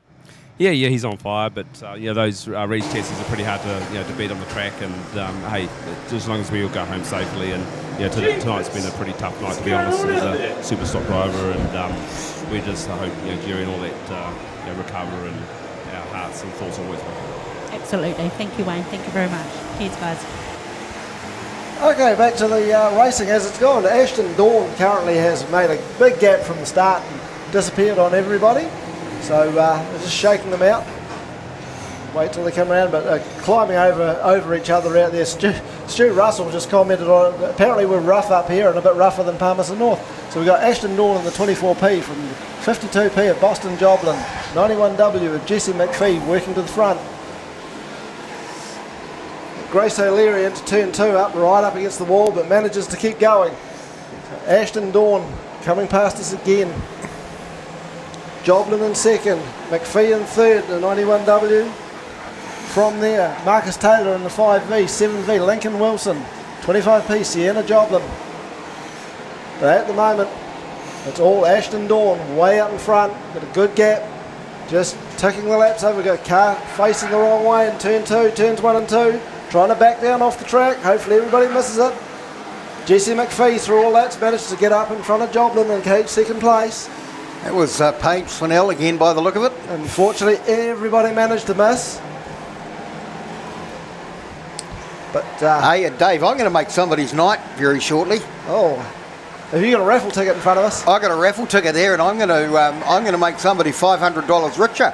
Well, Ashton Dawn making the Dawn family very much happier because it's way out in front now. Just starting to pick through the back markers now, and actually just picking them up and putting them down as he gets to them. Managing to find the gaps at the moment. The gaps are opening up. Still McPhee in second place. Boston Joblin in 52P in third. Marcus Taylor in the 5V. And Lincoln Wilson.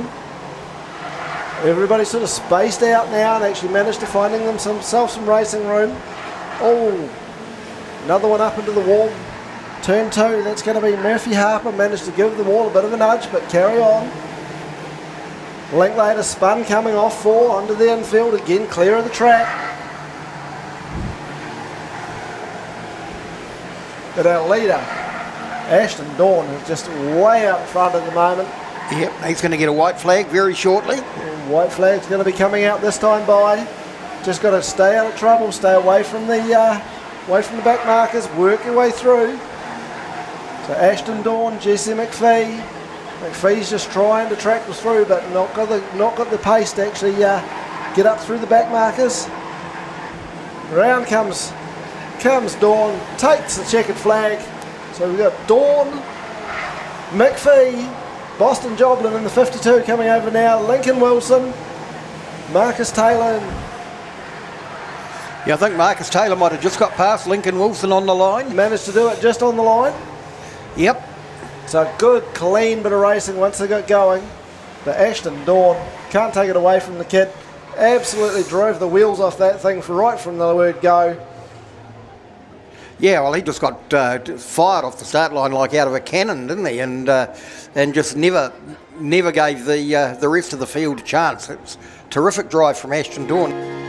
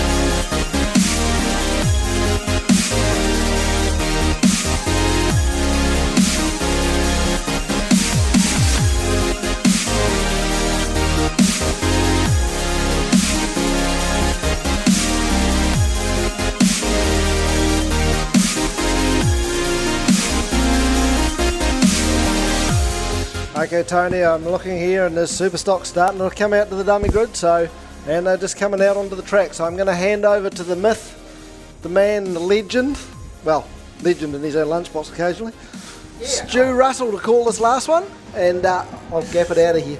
Nice one, Stu. Thank you, Dave. Thank you for your hard work over the season.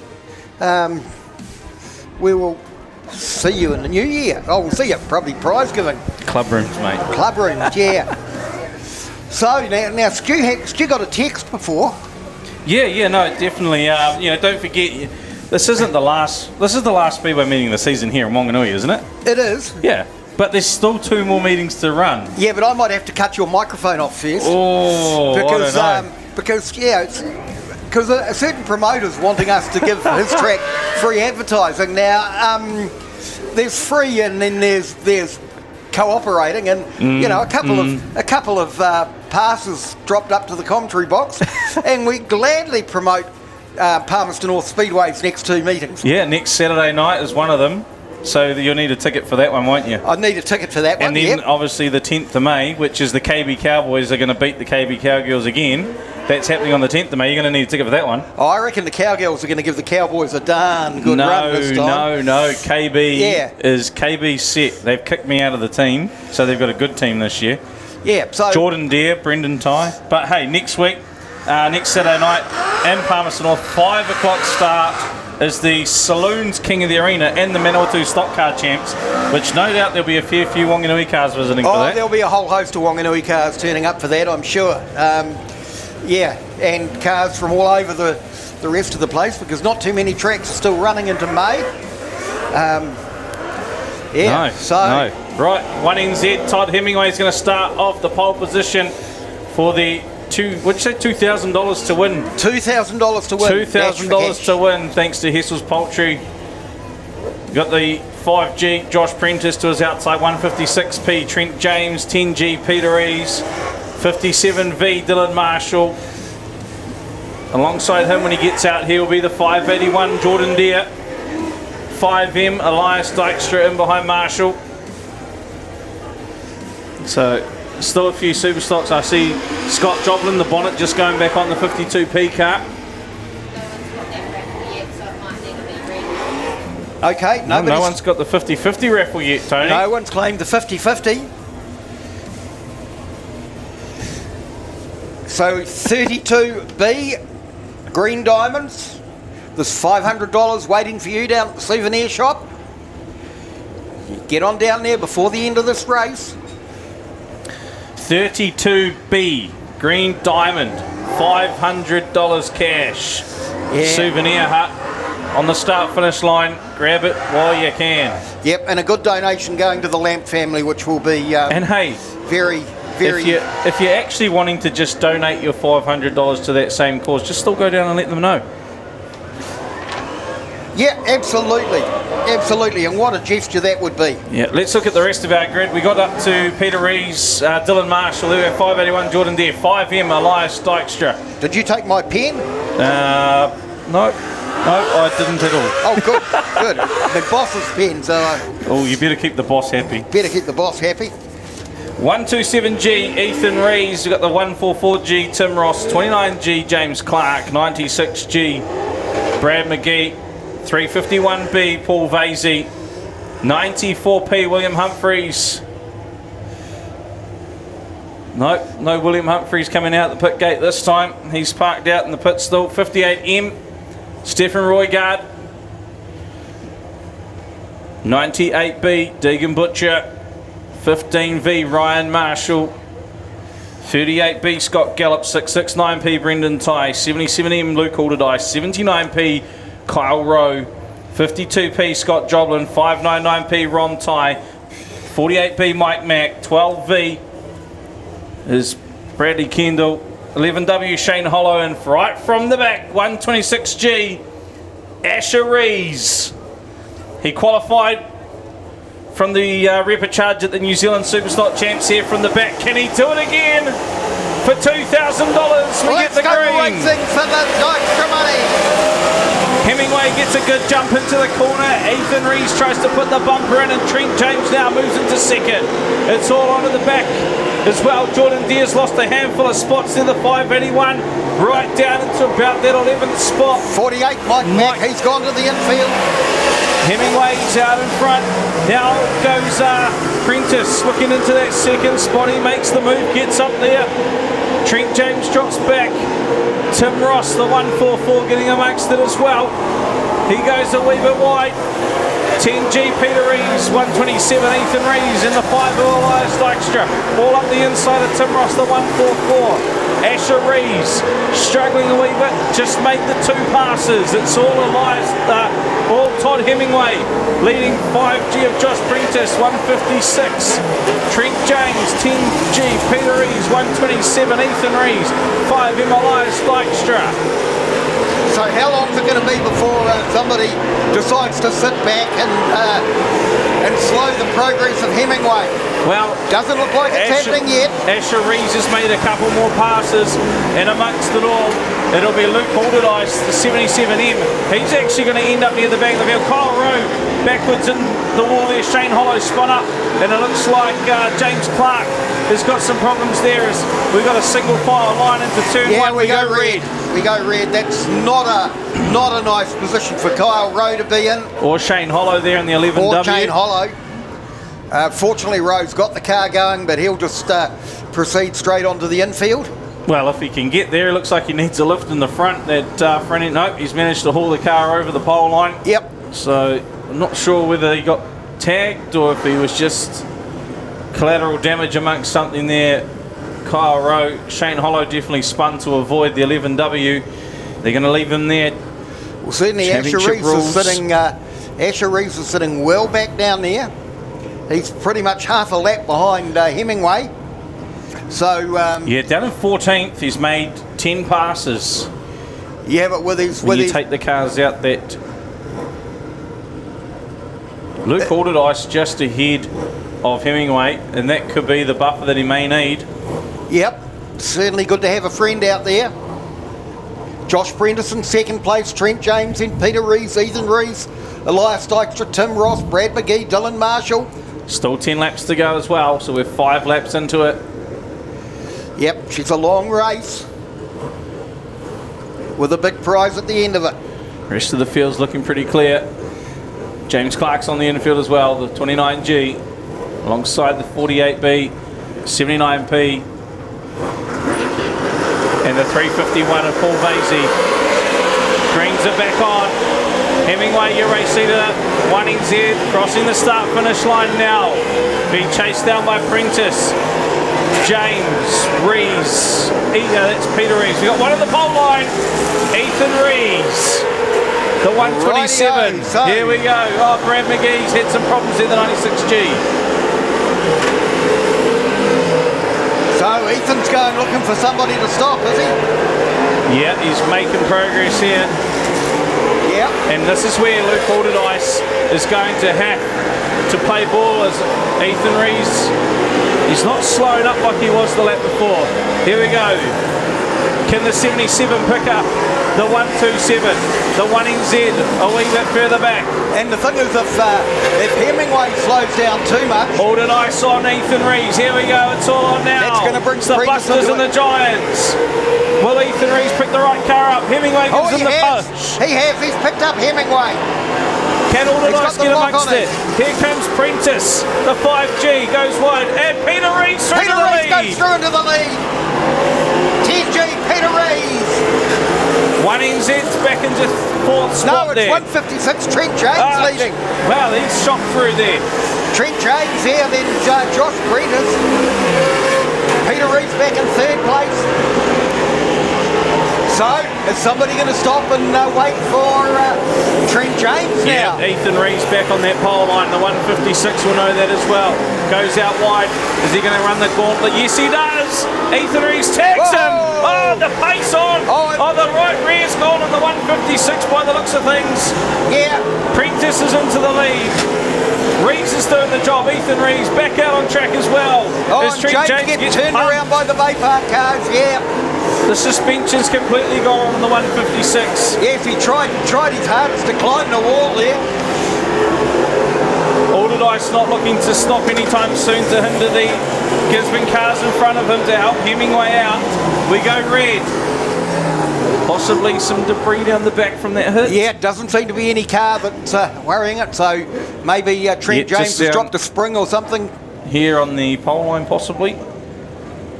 Yep, that's where they seem to be heading. And a spring down there by Stephen Roygard's car. Oh, it was a rag. Ah. Someone's thrown in the towel already.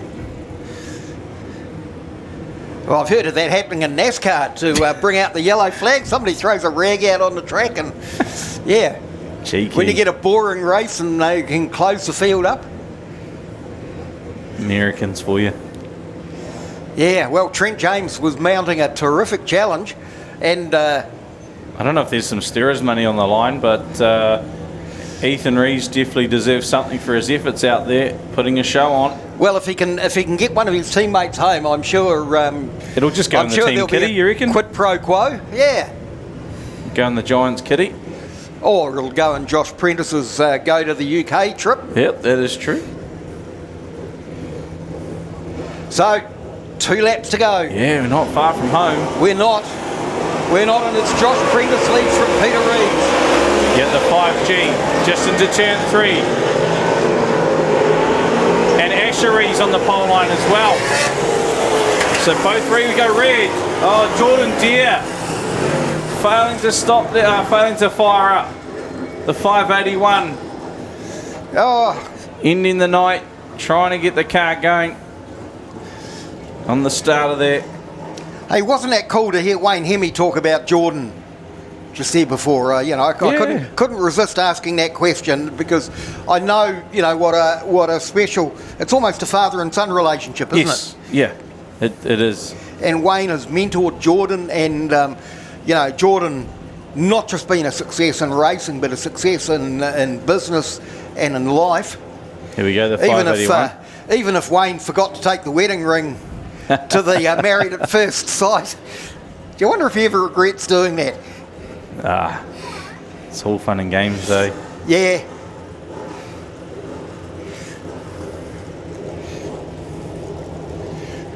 Rightio, so we'll still have a lap to go, won't we? Is it a green-white checker? Yeah, where's Prentice? Is Prentice right in behind Asher Rees, I think? I think he is. Yep, and we are on the white flag lap.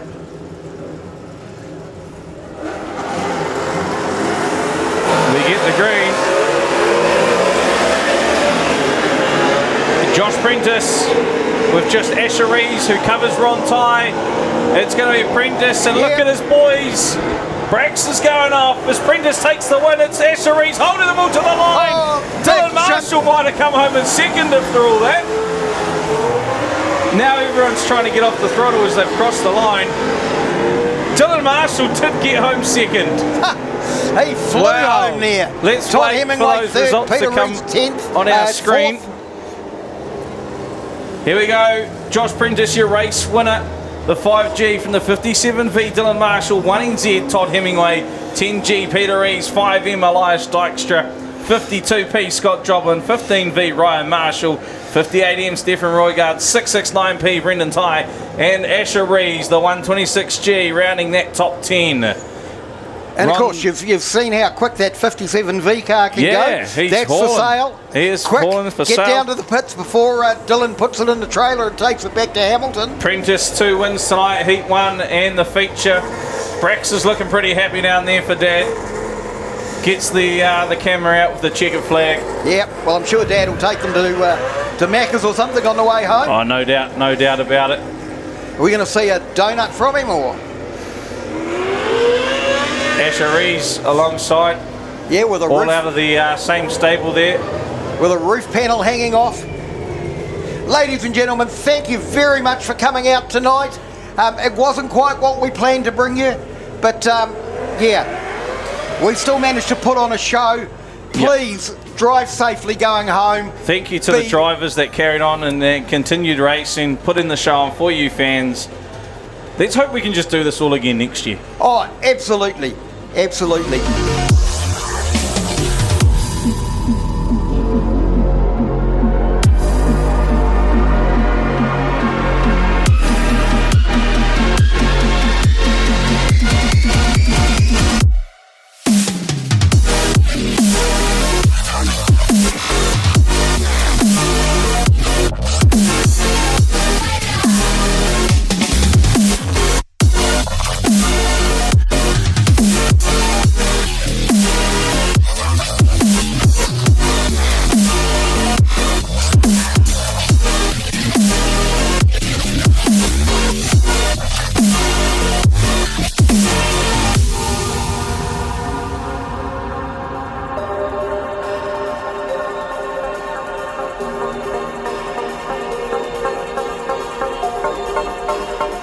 Guys, we want to thank you. We appreciate that you guys holding in for the end of the night. Listen, it's a long list of endings tonight. First of all, it's the ending of the pit season, so we're excited about that. We can actually enjoy some weekends at home.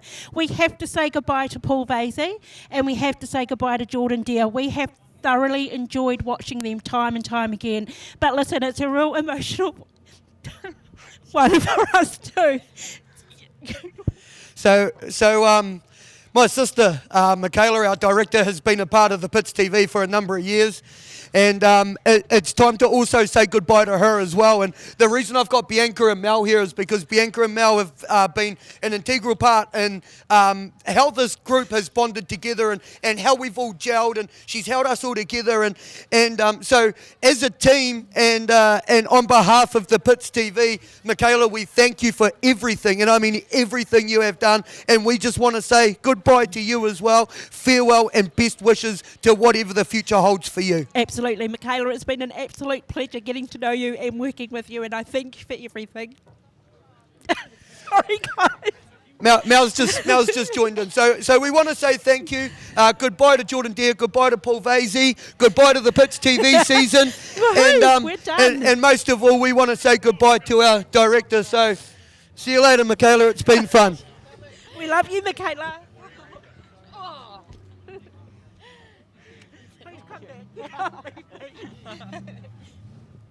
So now she's going to jump back in because she needs to push some buttons.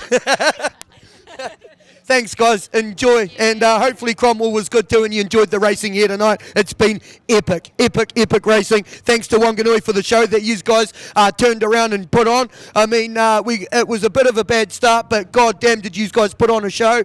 Bit of dash for cash money. I think Josh Prentice just won $2,000. Mate, that's a good purse for him to put to his England trip, right? And that's what it was all about. Also, it was fundraising. Get on board with this fundraising. Yeah. Send that guy to the UK. He Absolutely. well and truly deserves it, eh? Absolutely. That's it from us, guys. We hope you've enjoyed it. Fond farewell and best wishes to the Link Raiders family. Thank you. See you.